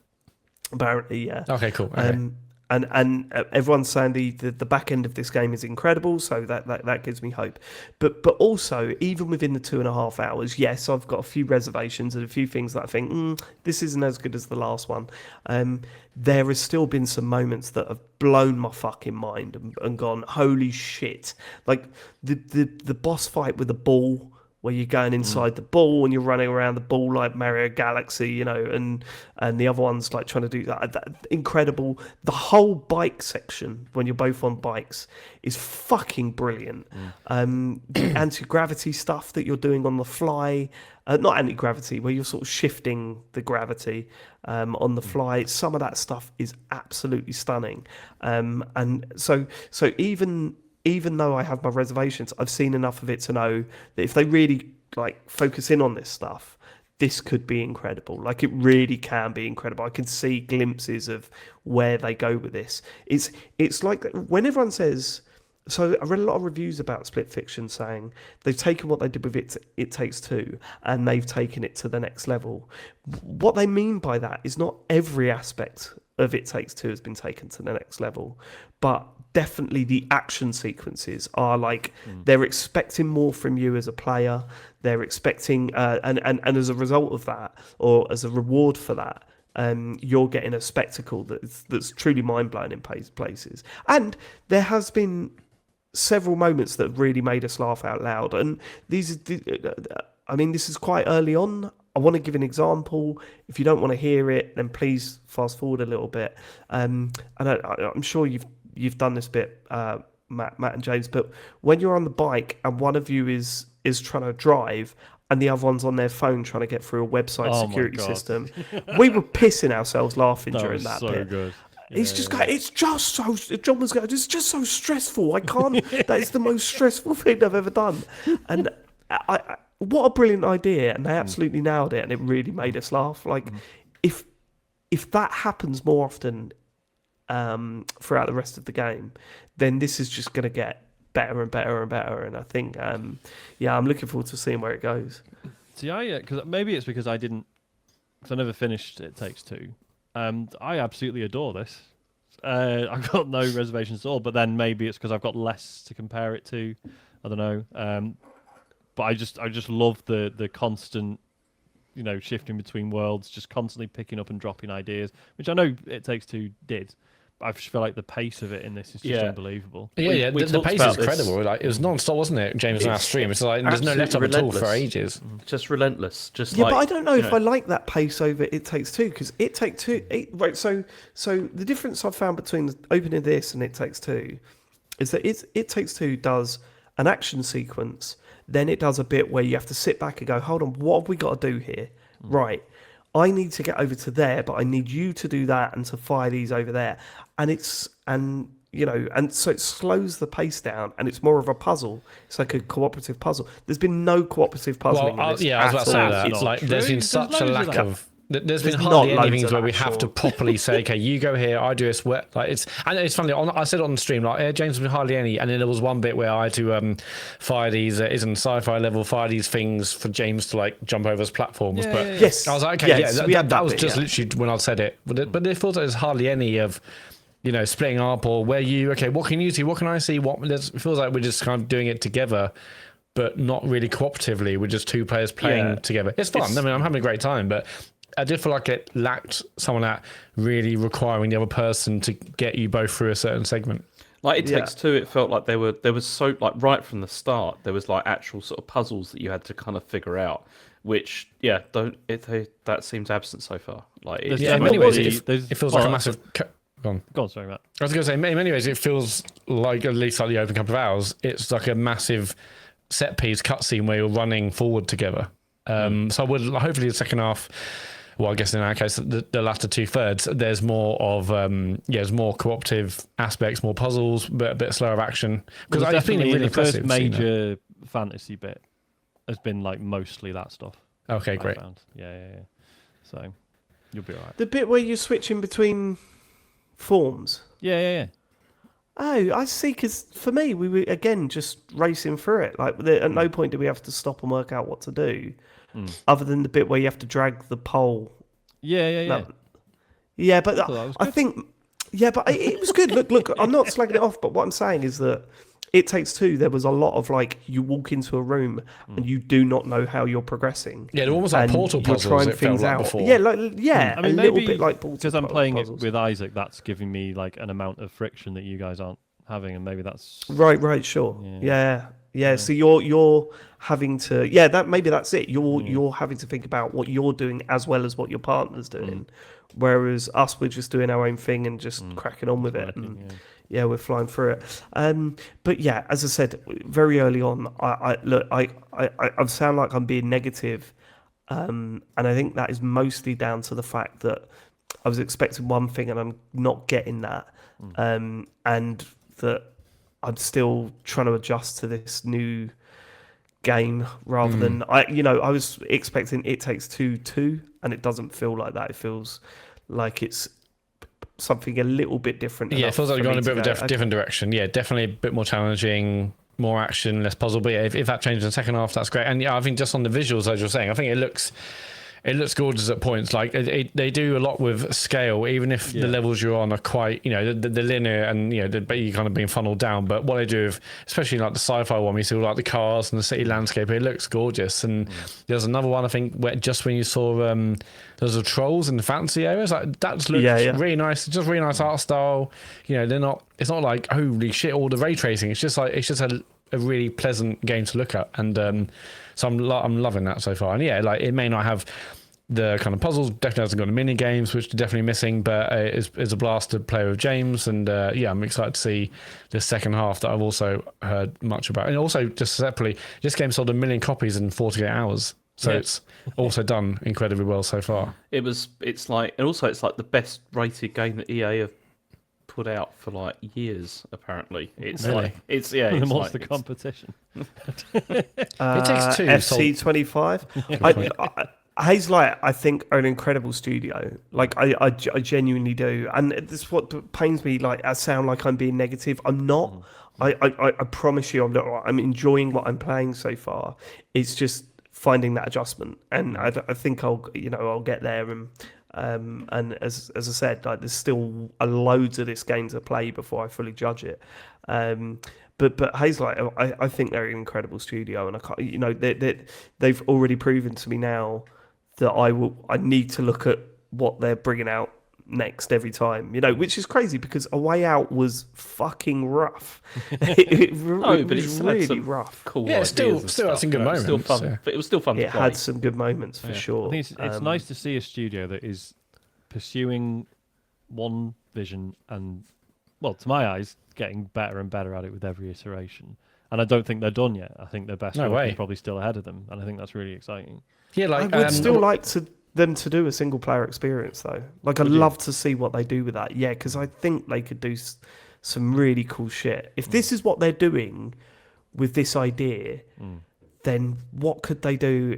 Like without with having other to approaches worry about the two players. Yeah, God, it must be incredible. Because when I saw the post about the fact that this game had sold 1 million copies in 48 hours, like It Takes Two sold 21 million copies, which is crazy. Considering people are like, who's actually playing co-op games? Well, when you're doing like this, then there isn't a massive audience who want that. And not to mention the fact that only half of the actual players need to buy it. right? Yeah, Yeah, exactly. So that's it sold what blows 21 your million. mind, Yeah. Like, I obviously didn't pay because James bought it, and yeah. And yeah, great. I'm really But excited I'm to see very, more. very keen to hear how Isaac gets on with it, Sean. So keep me up to date with that because Yeah, we'll do. I've said to Charlie that I want to play it through first to just make sure it's appropriate. There's there's It's a bit not. of swearing in there. It's, yeah, Yeah, I felt a bit misled. I'm not having a go. Patrick Klepek did a post about playing this with his That's right, 8-year-old, yeah. I think, and Yeah, he kind of that's said, right. "Oh, bit of violence, some mild swearing. There's a lot of shits. There's I've only heard one. I think has there been more than that? I've done quite a few, yeah. Oh, okay. I'm just Immune to not it. drawing attention to it, and that seems to be working. And yeah, there's been a bit of violence. The pig bit has a bit where I was like, oh, fuck. Like, Oh, when you really? sort of- Charlie would crease up at that. He'll love that bit. I know he'd love that bit. Well, Yeah, I the just pig didn't bit react. was You good know, fun. sometimes when something like that, you see something like that on screen, and you're like, oh, that could have really upset him. So I'm just, but he might be fine if I don't make a big deal out of it. Also, there's farting pigs, so he's gonna love that. Well, there is farting pigs up to a point where there are no farting pigs anymore, Well, yeah. and it's Yeah, quite good. unexpected, and yeah, That was great, that bit. I enjoyed it's it. it's Yeah. a great bit. It's a great bit, but I just wasn't expecting it, and I was but no, he was Did fine you get with to it. the elephant bit with Isaac in It Takes Two? No, which I Okay. was worried about. That was quite something.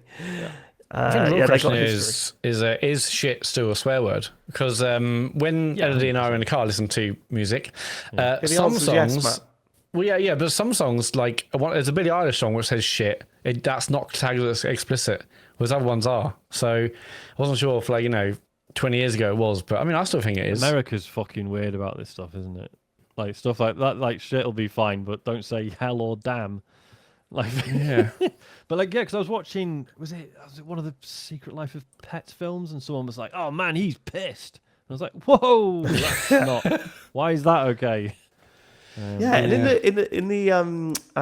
in the recent Minions film, was it Minions 2 or Rise of or whatever it was called, the Minions film, someone calls them a fucking cunt. So I was like, Yeah, that's fine. You can say it once, and that's fine. You say it once, you get a PG. do that twice, and you'd be bad for driving. Exactly. Sorry for who's editing this week. Sorry about that. I did it last I week, don't so know, get actually. the Is it me? beat ready. James. James can do it. It's fine. All right. So that's Split Fiction. I'm sure we'll come back to that. I'm quite surprised. I genuinely thought I was going to be walking into game of the year. Then cheers, see it.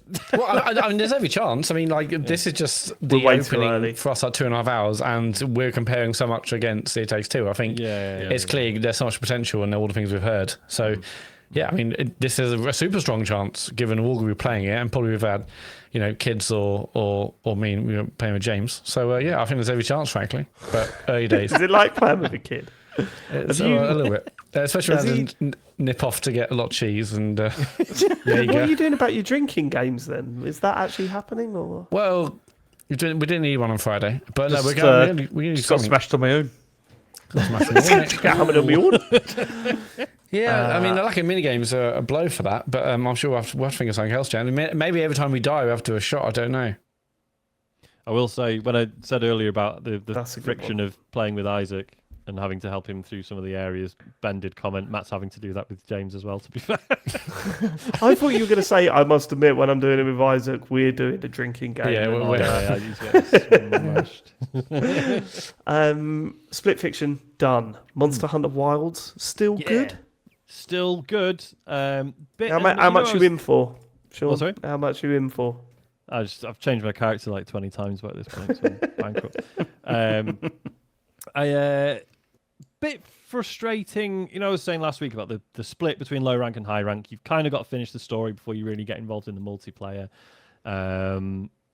Turns out even once you're in high rank, not only is there a bit more story, but there are certain monsters that it's just not going to let you do, right? There's still monsters that are higher, ratings or whatever.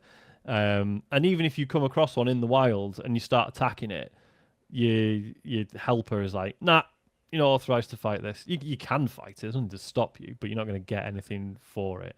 It's got this weird thing in the game. So you can still fight the hard monsters, but you won't get anything for doing that. That's my understanding, yeah.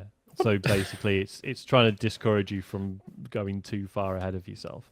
Because there's this weird thing in the story. I don't know how you feel about this, Matt. You're sort of your handler from like the Hunters Guild, right? Every story mission, she'll be like, right, by the authorization of the guilds, you need to hunt this monster. Yes. It's this stupid fucking pretense that what you're doing is actually good for the ecology of this, the this local environment. continent, Yeah, right? yeah. It's like, oh no, it's all sanctioned. It's You all have above to board. kill them for You're reasons. not a poacher. You're not just randomly killing stuff. This is all above board. It's fine. And it's the idea is like your handler's being like, no, don't kill that. Don't kill that. That's all right. It's fucking stupid. So there's still been a bit of that friction between me and some of my friends I want to play with because they've got like higher level stuff they want to do, and I'm like, oh no, I'm baby high rank apparently. So we're there now. Like I've progressed a bit, but it was just a bit annoying to be like, right, brilliant. I'm in high rank. We can do everything together, and like, oh no, some stuff we still can't. But aside from that, still fucking loving it.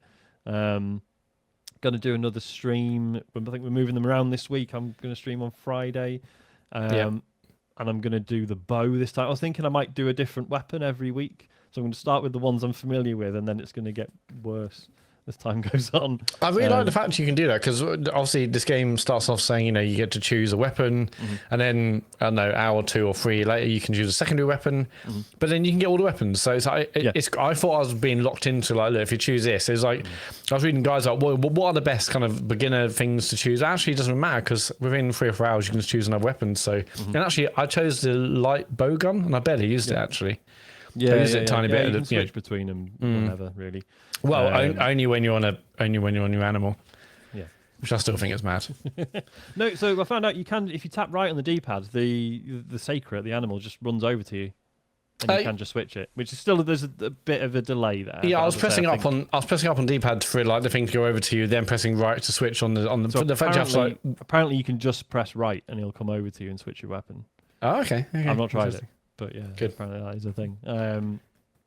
So there is more story. There is more story post game. Yeah, I mean, I wouldn't worry about it. It's not okay.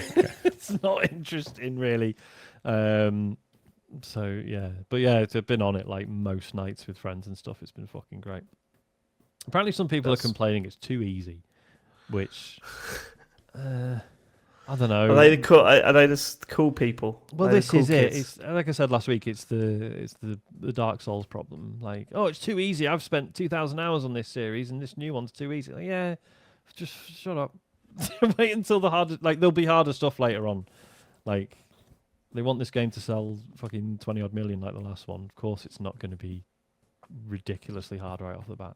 How are you finding it, Matt? Are you still playing? Yeah, I've only got to put like another 2 or 3 hours in, so I'm still haven't finished the game. I mean, I am struggling a bit, but I think that's mostly because I'm like, the systems, the controls, kind of like, I didn't watch your stream live, Sean, but I watched a bit afterwards. And it was really interesting like seeing how this is kind of why I wanted to stream together, because I wanted to say, how are you doing these things? And actually watching you play it, I was like, oh yeah, it just felt much more structured, obviously, because you've got much more experience of the series. So just watching that and kind of learning little bits here and there is a big help. But no, I'm still enjoying it. I'm still getting through it. Just hadn't had as much time this week. But I think I killed another 3 or 4 monsters. But I'm still, where am I? I've done the ice bit. I can't remember where I am now. But quite a way through them. Yeah, I think I'm probably like 60-70% maybe, but I'll get it done. But I can't see myself doing it together on stream. Okay, cool. But so when I watched your stream with Chris, like you were saying that Chris was off stream finishing it because of like the cutscenes and whatnot. But we could. That's join. True. Yeah, because I was thinking because it had just come out that week, and I was thinking if I do the first stream where we're like, hey, here's the end of the campaign. That might be a bit weird, but maybe week 2, or week 2 or 3, that's allowed. But no, good, still enjoying it. Still think it looks rubbish, but that's just graphically it's just a bit muddy, but that's just me. Yeah. James, you have played more Pirate Yakuza? Yeah, I think I'm pretty close to finishing this now. Whoa! I'm on chapter 4, which is, I think it's this one, and there's one more left after. I've got to the stage where I feel like I'm kind of done now, like where I've done as much stuff as I possibly want to do. and I've had a very good time with it. But I also feel like it's like coming to a conclusion now. The story, because the story, I'll be honest, is not great in this one. I don't think. I heard something recently that where they said this game has been really divisive between fans. Really? Okay. Yeah, is that not the case or? I don't know. I mean, I've not really followed like the conversation about it, but I mean, my feeling of it has been that it's just a bit. It's there's a lot of it. I'm really enjoying the the gameplay and all the stuff, all the wackiness and all that kind of stuff. But there's the main core story. I just don't think is particularly interesting. It's like a continuation to a degree of the last game, the last turn-based game, but it's just not very interesting. And so that's why I've spent most of my time doing all the side stuff instead, because that I found more interesting. And there's like this pirate coliseum where you have to like do like all these like battles that go on for ages, and I really got into that. I thought it was a lot of fun. And also, I mean, I tweeted on like Blue Sky about this. Like this, it's got one of the weirdest side missions I think I've ever done in a Yakuza game. Mostly because That's saying something. Yeah, I mean, it's mostly because what happens is that when you come to the conclusion of it, it then turns into like an FMV, like full motion video thing, where you're watching like this guy going on dates with these girls, right? but the guy who's doing it is a well, no, the guy who's doing it is like he's a comedian, like he's a Japanese comedian, and it goes all over the place, and it's genuinely incredibly funny. Like I was sitting there laughing like as this was going on, and it's so. I think it's very well done. Honestly, it's very very funny. I thought, and it was great, and it was just a bit of a shock though the way it sort of goes into that. It was a bit not really what I was expecting at all. But yeah, as I said, I feel like I'm kind of done now. I feel like I got to the end, and it's not one of my favourites I've played. I would say it's certainly not compared with some of the I others reckon you're recently. only saying that because I called you out on how you always say, "Oh no, actually, this might be the best one I've ever played." Nah, it really isn't. I don't think it's. I still love Majima. I think he's a fantastic character. Like it's so like it's pretty well done, but it's just a bit predictable, like where the story goes, and I don't think it's particularly Cutting. interesting. Did you play Assassin's Creed Black Flag? No, I never played that. No, Okay. I was just wondering how it compares, because I still consider replaying that just because there's nothing else quite like it, and obviously this looks like the closest thing we've had since. I'd imagine it's probably not as good because like the ship combat in this is quite basic. Like it's really very basic. I don't know what it was like in Black Flag, but this is very simple. Well, the big hook of Black Flag was like, you'd sail around, you get into fights with other boats, blast the fuck out of them, and then when they reached a certain point, it'd be like, right, you can either blow it up or you can try and board it, and then it would do this cool sequence where they chuck all the ropes over, pull both the boats together, and then you two crews like clash, and you'd be like jumping around on the rigging and stuff between both the ships and fighting people, and it was really good fun. Does any of that happen? See, that's the thing you do. So what happens usually is like you get into a ship battle, and this is like one of the major ones, and you do take the ship down like to the point where it's like really badly damaged, and then it's like then you do the boarding, so you like board the other ship, but it's not as complex as that in that like your ship crashes into the other one, all the the ropes go across, they jump across, and then it's basically just a brawl on the deck, and that's it. So there's not really any sort of like strategy in terms of like using rigging and all that kind of stuff. It doesn't go that far. I mean, it's still good fun. It's still not bad. But one of the other things I think in this game, I think has become a problem is the fact that by the time you get to like the level I'm at with like the character and I've kind of unlocked all the upgrades now, so he's like ridiculously powerful, and that whole thing of like the random battles as you're walking around becomes even more annoying because they become completely pointless. Because the thing is, I mean, the reason the random battle system's put in, I think, to begin with, was to provide like progression. You get like experience points, all that kind of stuff. So it's still a bit like an RPG. But when you're getting to the point where you're getting nothing from this, like at all, I question the point. of like still making you do that. And in this game, they would have had a good reason to have not included it as well, because you could have just said, okay, his reputation is so like high at this point because there's a reputation system in the game that none of those people are going to No one's bother gonna trying to start jump him you. anymore. Yeah, it's ridiculous, you know. And so when you're walking around like Hawaii and stuff like that, it is irritating, you know, like you find yourself like just trying to avoid battles because it just slows you down, you know, where you're trying to get to and stuff like that. So I found, that I don't think it works in this game so much because I you don't think become. this is on my list anymore, Sean. I thought the more I hear James talk about I don't this, think you'll like it, David. I genuinely don't. I don't. What makes you say that? But then how You don't funny know that I would it won't be? like a Yakuza game. But how funny would it be, Dave, if you played it and you're like, no, this is the best. This is the best coming off. This is the best I'm a jumping fan in of the spot, series yeah. now, and I know this is Yeah, the I best. should do that just to piss James off. Yeah, sure. It's yeah.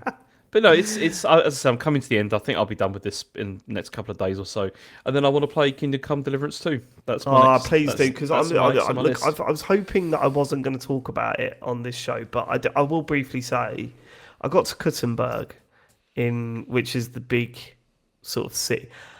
What a fucking moment in a game. It really was like walking into Saint Denis in Red Dead Redemption 2. It was fish out of water stuff. Everything's going on. You know, I've had my dog walking around with me for 20 hours.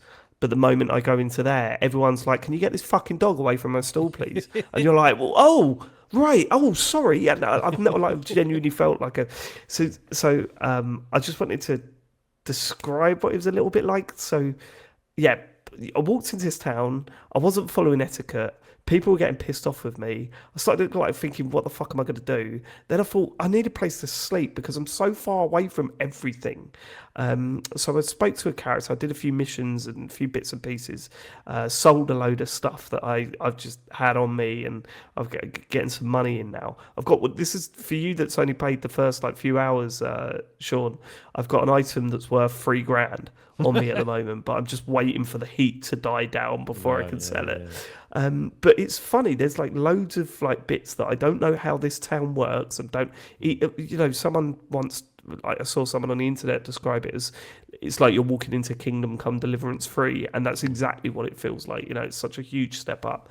But I had this one moment, and this sums up my feeling towards this game and how immersive it feels at times, even though it is completely broken in places and glitchy. And, you know, at this moment where I got to the end of the day, I'd had a fight because I was looking to join it's like some fight club going on in that town. And I was like, fuck it, yeah. So I was beaten half to death. I was, knackered, tired. I was hungry. And I thought, what's the time? It's 8:00. Do you know what? I've travelled all this way. I've just been through what I went through in the other place.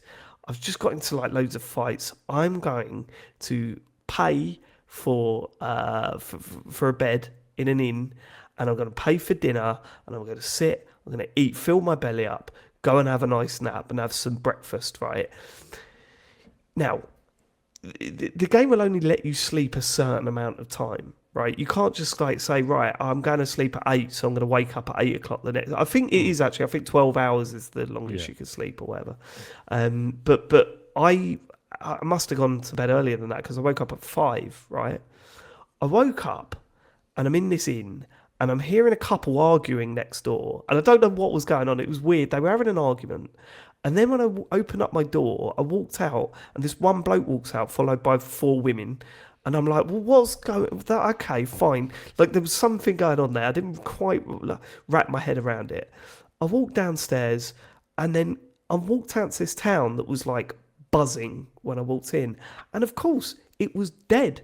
There was no one about. There's a few people walking about, and a few blurry-eyed people, and there's people sweeping and getting ready for the day. They've got up early and stuff. And it really had that feeling. You know when you go on, like, a weekend with your mates, say you're near a high street or something, and you wake up early and you walk out, and it's that sort of cold. It's a little bit cold, and everyone's getting ready for their day, and you're a little bit like your head's a bit all over the place, but you're walking around and just looking around. All the shops are shut.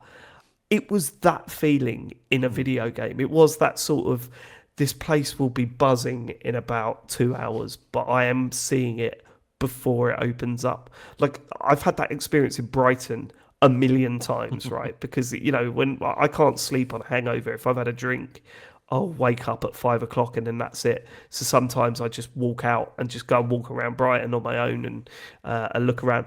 That's exactly the feeling that this game nailed with this place. And I was just like, there was part of me that was just like, fuck, man, this is all done sort of unintentionally. It must be intentional, but the best way of saying it is that it wasn't scripted. I wasn't supposed to be up at 5 o'clock in the morning in this town. Because you never know, do you? Playing stuff like this and witnessing events like that, and you're just thinking, did the developers sit down and be like, right, this is what it needs to feel like at 5 a.m., or did they just make the systems and then it just sort of played out? And it works out, yeah. I'd love to know. Yeah. I would love to know, because seeing the sun come up and seeing, as I say, like walking through a cobbled street that I'd walked through before, and there was market sellers shouting and all this hustle and bustle of a town. And instead of that, I'm looking at one person sweeping their doorstep, like just before, you know, it all kicks off and stuff. I was like, man, this game, I love it so much. I really hope I've got it in me to finish it. You know I'm nowhere near the end, and that worries me. And how many hours you put in so far? 40? Like 50? 30, I think. 30. And I was hearing 120, but when I heard 120, I assumed that was someone who was like, they were doing every side mission and all that sort of stuff. Yeah, so I'm. Oh, it says 27 on my clock on the PS5. What annoys me is what's frustrating from the point of view of someone who's trying to finish it, but also really cool, is that it's not even the side missions that take up your time. It's just sort of getting lost in just being a guy in medieval Bohemia, isn't it? Like just little slices of life that you're just like, oh man. I told you the story about how I randomly went to a pub and sat down, and they told me this ghost story, and it was about an axe and this. So it turns out that you can go to the place that they mention in the story, find a grave, dig it up, and find the axe from this ghost story. And when you go back, you go, look, here it is. Here's the axe. And they go, what the fuck? That's just like a made-up story, mate. What are you talking about? Like, and it's like, no, this is the actual axe, and then it's a high-value item. Like, it's so good, James. I cannot wait for you to start playing this. Just all I'll say is that stick with it, because there's a lot of shit, but then I know you will, because it is so much like a Fallout game. And all the shit that you have to deal with in Fallout. You know, the weird glitches, the weird animations that go wrong, people walking into walls, or, you know, this game has that level of stuff. The most irritating thing it's got is like this problem with the lighting, where just during certain scenes, it's like a strobe light going off because the lighting keeps Which is a shame, because the lighting is often stunning. Like you say, in a lot of places. Beginning, end of the day, like, you know, sun's coming up or down, like the landscapes. Like, we never really talked about that, do we? Like the environments are just stunning.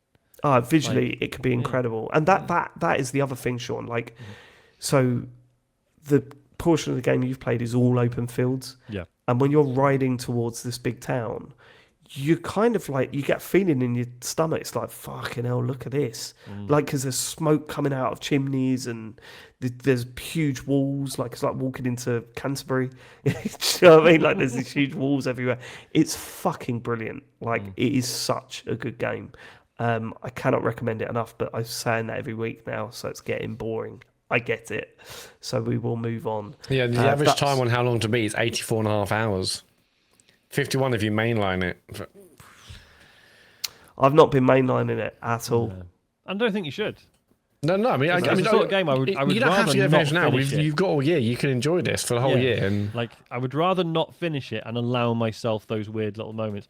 Last time I played it, I had some rotten fruit in my inventory, and I was like, that could be dangerous. You are, go on. Threw it all, just chucked it on the ground. Didn't think anything more of it. Went off, did some blacksmithing or whatever. Came back, fucking dog's eating it. Oh, really? Yeah, the dog was just like, hey, free food.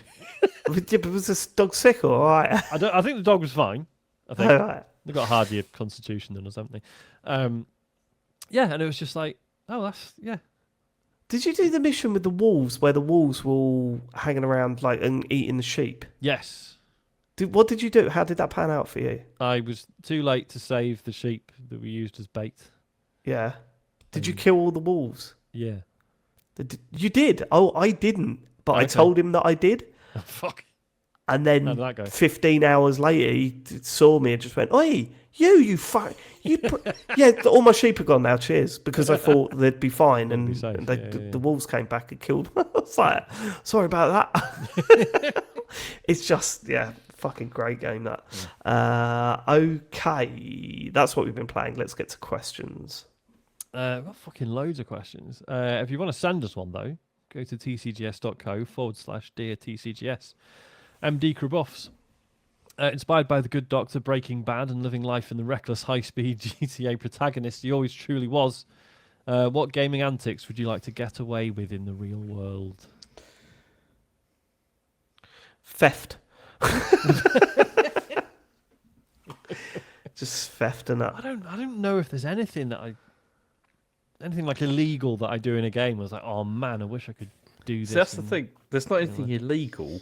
There's things I'd like to be able to do. Like I'd like to be able to like in games. You know, you just like you can eat as much as you want in games, and it doesn't make any difference. Whoa, That'd be not nice. on all games. Well, okay, Yeah, San so Andreas, something that's like Scrooge, that. isn't it? yeah. San Andreas, Kingdom Come, don't do that. Don't overeat in Kingdom Come, boy.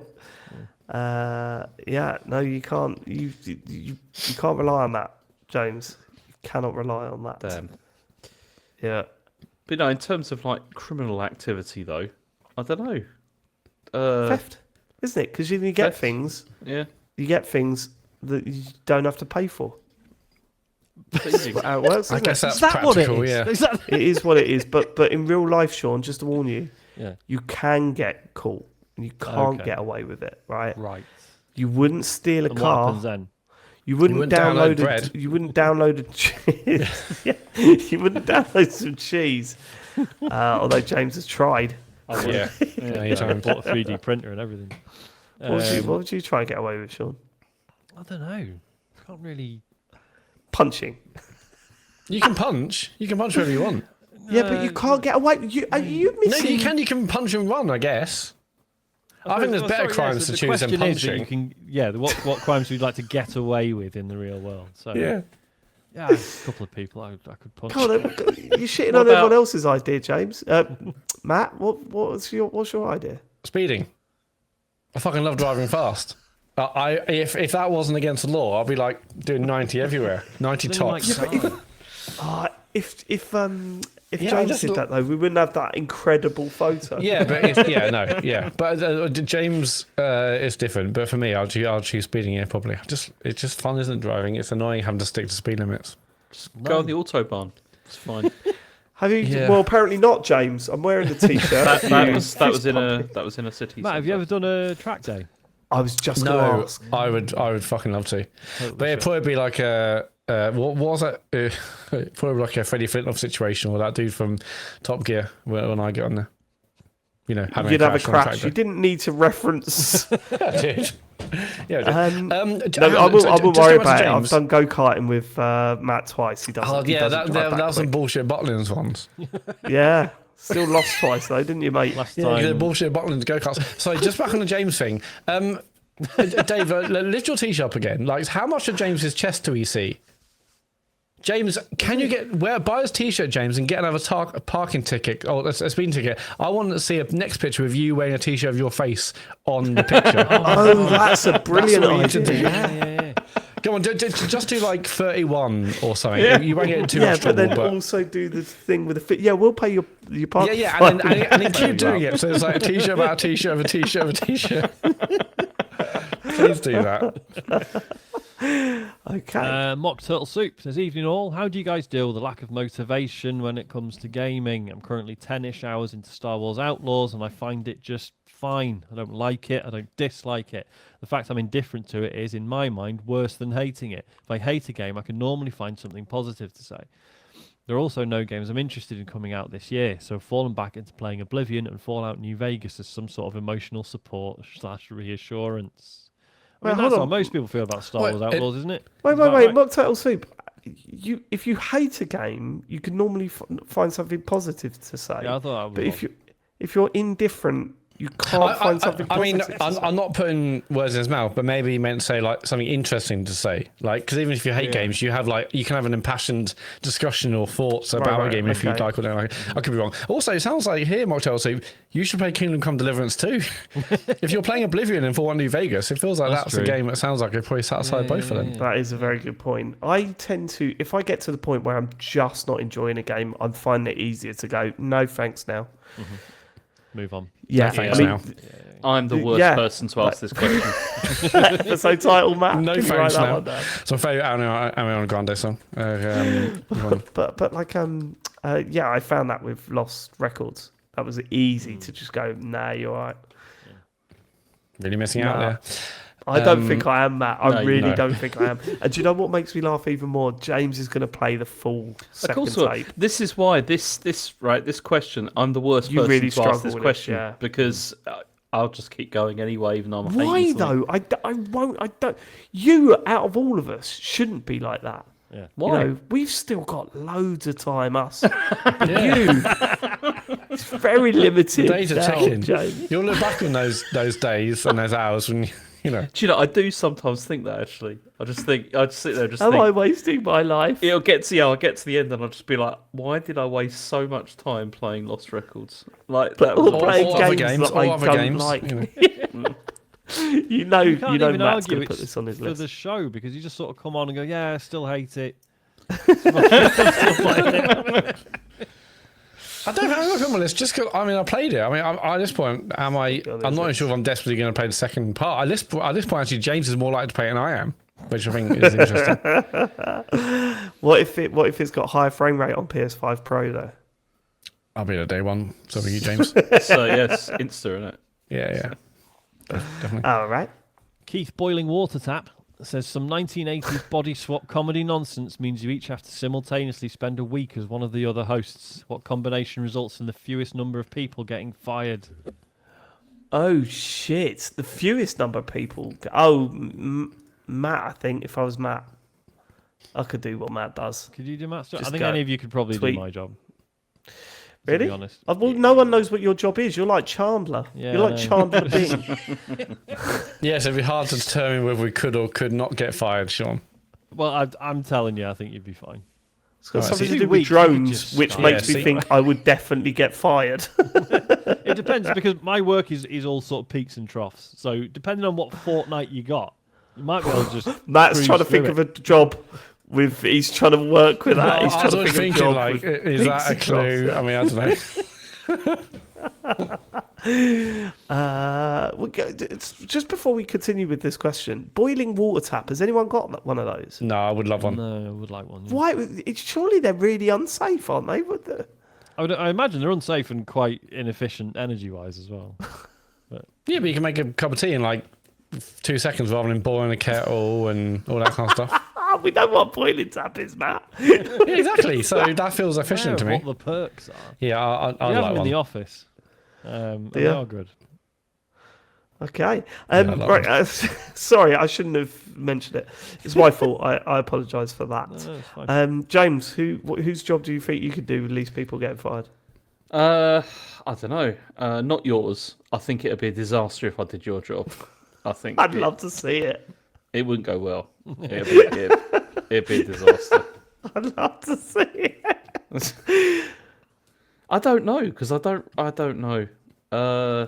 Because you don't know what Sean does, do you? You've Exactly. not So paid I'm going to attention. choose. So I'm going to choose Sean's job. There you go. But you don't know what it is. Can't all exactly. have mine. Get off. Yeah, but could you imagine James doing marketing? I can't. No, that's not going to work. There's this. Actually, I mean that's the brilliant thing. I episode- would definitely get Matt fired like within a couple of days, probably. It'll be like, yeah, it would be Give it a good. go. Would you job swap? There's this fucking really funny episode of like I know, yeah, all right, whatever. Everybody loves Raymond. Yeah. There's an episode where Deborah goes out and she says, "I'm sick of not having a job, so I'm going to get a job," and she gets a job as marketing, and she gets sacked on her first day. And then Ray goes to the office to try and find out why the fuck they would sack her on her first day. And she said, oh, well, her first client was a pizza restaurant and she created this character called Pete Czar. That, very similar to what James would come up with. I mean, Sorry, my whole thing would be like, do we need to do all of this? Like, what's this? Do we need to do any marketing? If the really? product's good, it's good. They'll buy Like, it. They'll buy it It'll sell anyway. itself.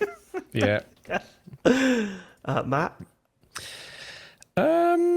Yeah, the fewest people getting fired, it probably would be Sean or me. All have How do we mine. know?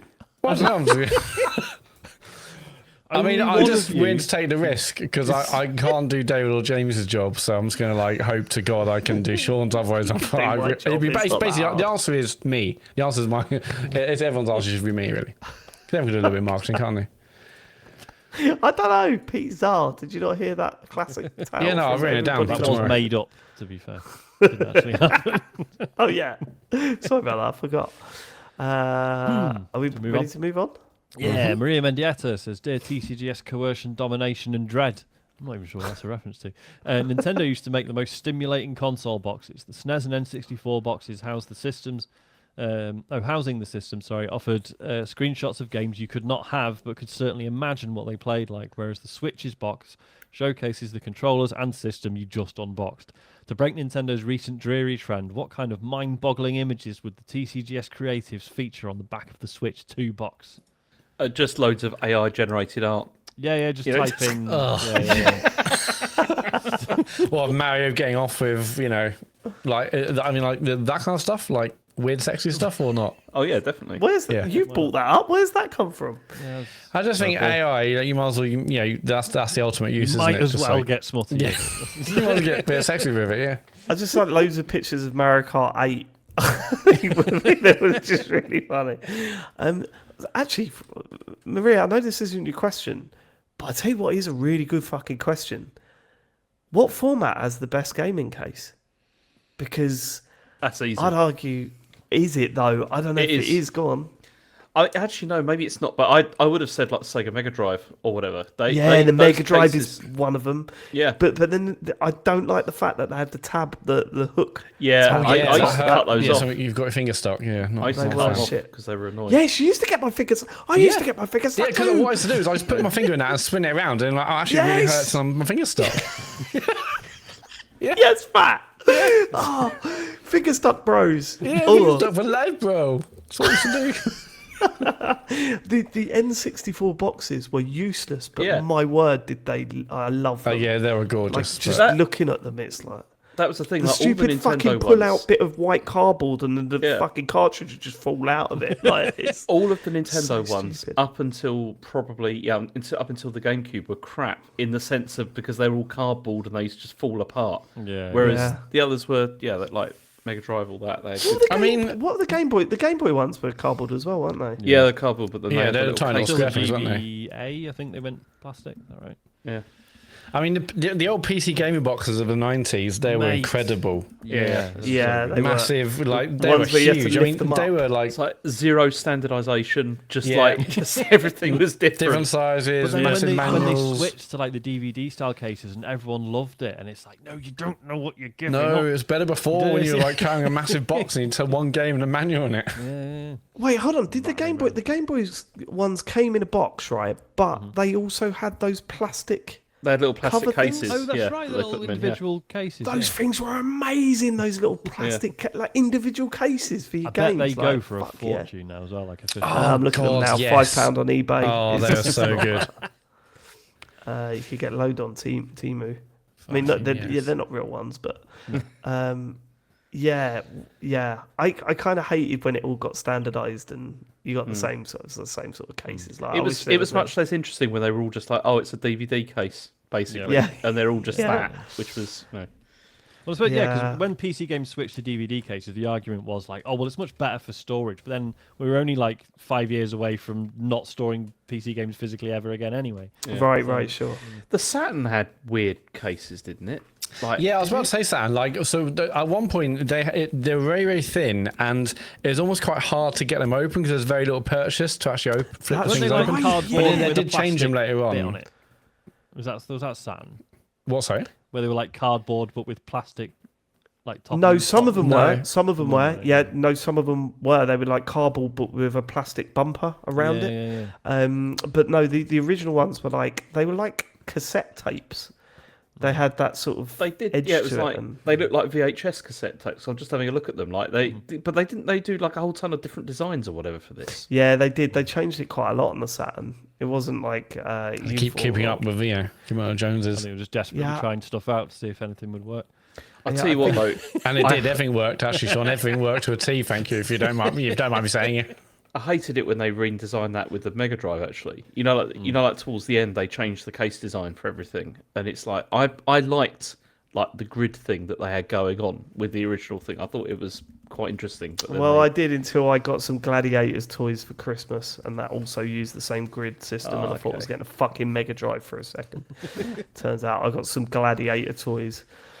Not as good. Okay, I always sorry, liked. Maria. I didn't actually own one, but I like the PSP cases where, or maybe it was the UMD movie cases because you actually got to see the disc through the case, which I always thought was quite cool.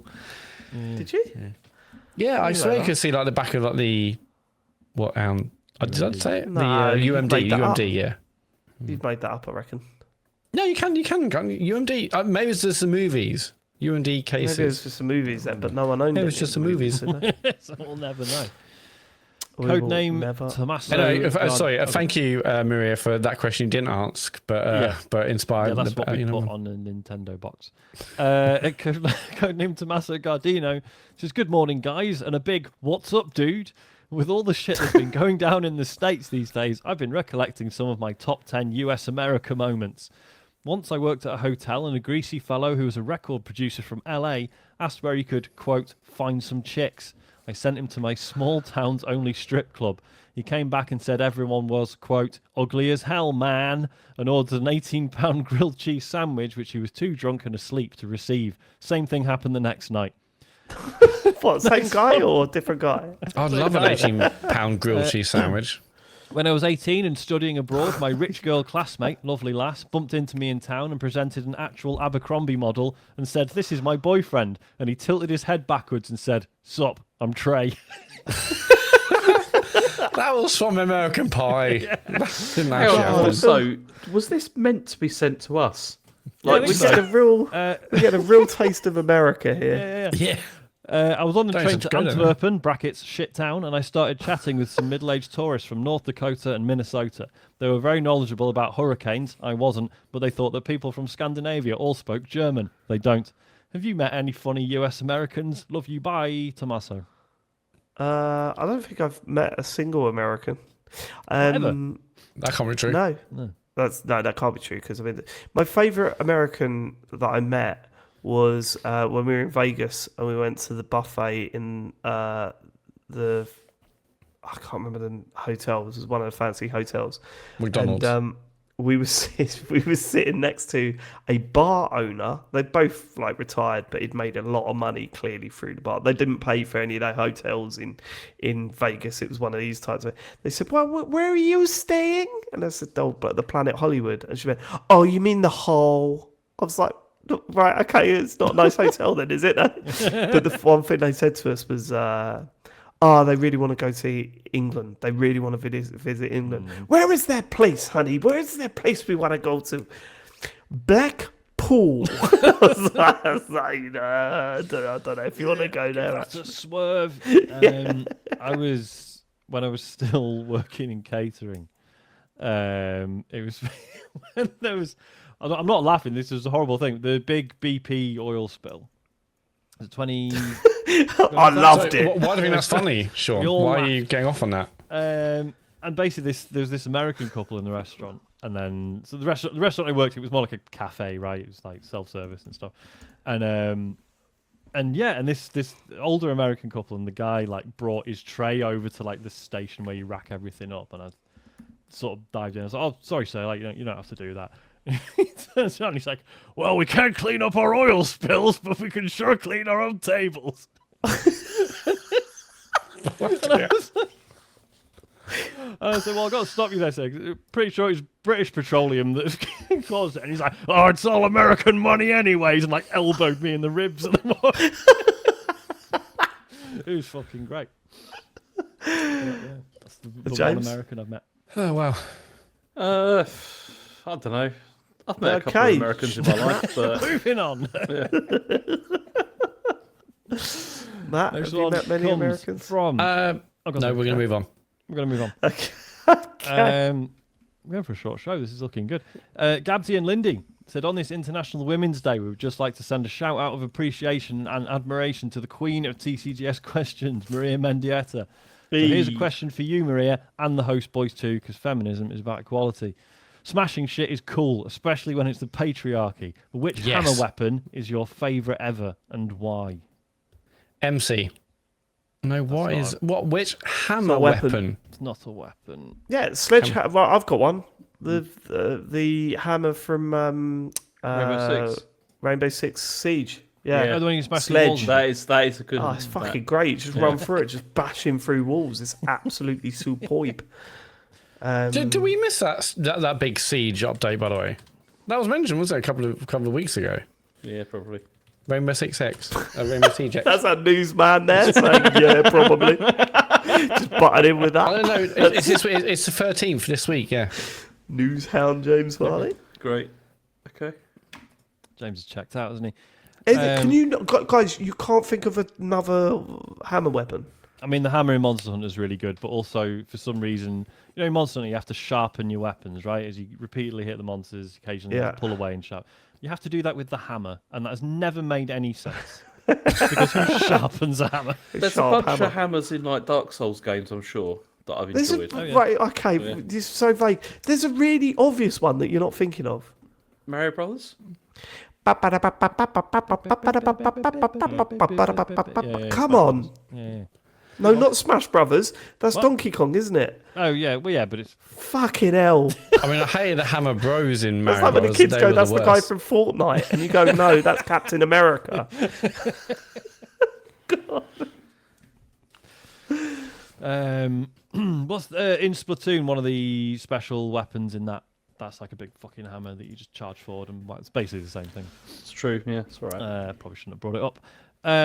Tri-States is the last one. Dear TCGS mates, I'm planning on driving through France, Germany and Poland for my birthday in April. Aside from shaking fists and speeding through cameras in Germany, any advice from the TCGS European resident on navigating the roads in Europe? Yeah, okay.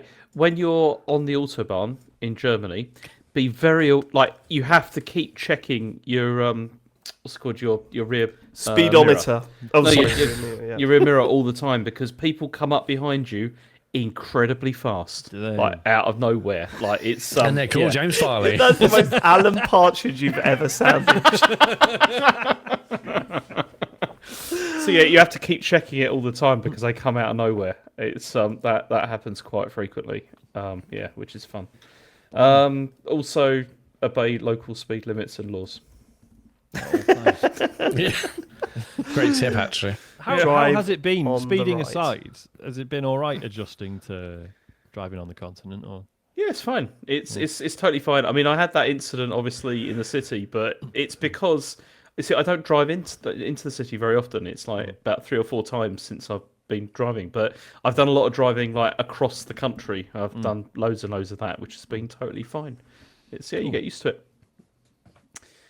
that's it. Yeah. Like, when you come back to the UK, you're not like, oh, hang on. Or do you acclimatise straight away? No, it's fine. It's easier I've never when driven you come abroad. back because it's strange because it's like I guess because I drove in the UK for a lot longer, you get like you just suddenly adjust really quickly. You know, it's just being like, oh, I'm on the left now. It's just a bit weird because I'm driving a left-hand car. I was going to say, yeah, left-hand drive. Yeah, but it's all right. One question. This is a silly question. Look, listen, listeners. I'm aware how stupid this is. Oh, yeah. When you're so you're on the left hand when you're driving. Yeah, But the accelerator's still on the right foot, right? yeah.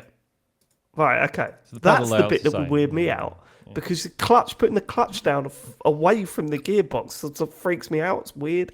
No, Yeah. the weirdest thing I had with that when I first started driving it was that I automatically, to change gear, kept on like putting like my hand to the left to like change gear, and like I was like, oh, that's the door, like that Just in every sync single every time because time. it's just like.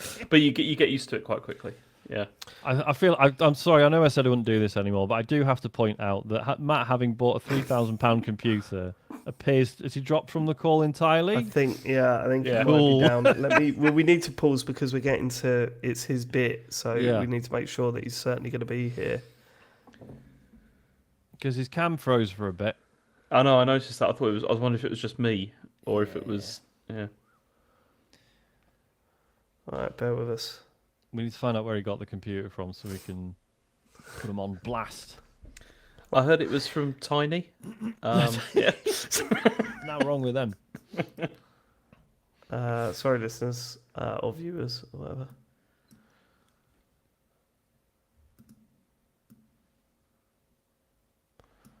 Is that you? Okay. Is that a message from you? Yeah. Yeah, we're not even getting a message from. I mean, I shouldn't He's laugh not even because he'll be seen having that. the worst time at the moment. Yeah, he freaks out about this stuff, doesn't he? Yeah. Because if his PC's actually restarted itself or whatever, then he's got to recover his recording as well. Yeah. Phil says, Sean and Dave, fave chippy order. Oh, right. So I mean, I've never been a fan of fish. I would have it every now and then, like cod. Oh, wait, hold on. What's that? See, I'm full on. Oh, his camera's died. Okay. That Right. one. Sorry, it's his PC's all right. Okay, fine. No, I'm full lights on missionary, mate. Cod and chips. Sorted. Yeah, Mayo. cod and chips. But I do like a battered sausage, and I do Oh. like a Savoy, That's Yeah. that's what I would go for. One of those. Savor chips. Yeah. But the local fish bar, fish. Hello. Yeah, is it? Hey, here he is. The Just no camera. Fish, Okay. okay, no worries. The local fish and chip shop, they do was it like chicken burgers, Oh, yeah. and they're incredible, like incredible. So every time we go to fish and chip shop now, I'm like, I want to get real chicken burger joined up. Oh, we're doing favourite chippy orders again, are we? We are, yeah. Yeah, it's Bagwest. Yeah, Savoys. My God. Yeah, I got time for Sav. But have you ever had a bad Savoy? It just tastes like a peppered Sure, having my water time. balloon. But yeah, you can't really get them up here. Well, if you have, I haven't really found them. But yeah, You can get him here. shame. Savoy's Cool. All amazing. right, hold on. Right, so let's finish this off. We're just going to do socials, Matt. You ready? Mm-hmm. Okay, and that's it for this week. Matt, let's wrap up with some socials. Yeah, we've got some streams going on this week. James and I are switching with Sean this week. So James and I will be streaming Split Fiction Thursday from 9 on Twitch, and Sean will be streaming Monster Hunter Wild Friday from 9. They're both on twitch.tv/TCGSco. If you have Amazon Prime or Twitch account connection, we get a free sub every month, and we'd love it if you gave it to us. If you miss our streams live, go to YouTube, search TCGS, and you can find the videos from last week's Split Fiction stream and from the Monster Hunter Wild stream. Monster Hunter Wilds feature Chris Bann, so get over there and watch that.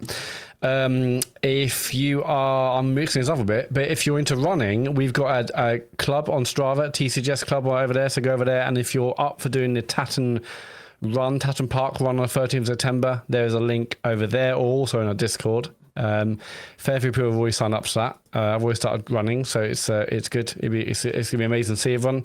So that run is on the 13th of September in Tatton in Manchester? No, where's Tatton? Cheshire, yeah. So yeah, all details on there. And tcgs.co is linked to our website, which has links to our Blue Sky accounts, Patreon, website, store, the lot. It's all on there. Well, thank you so much for living it. We'll be catching you next week for some more video game chit chats. We hope you have a lovely week. Take care, everyone. Goodbye. Goodbye. Bye. Goodbye.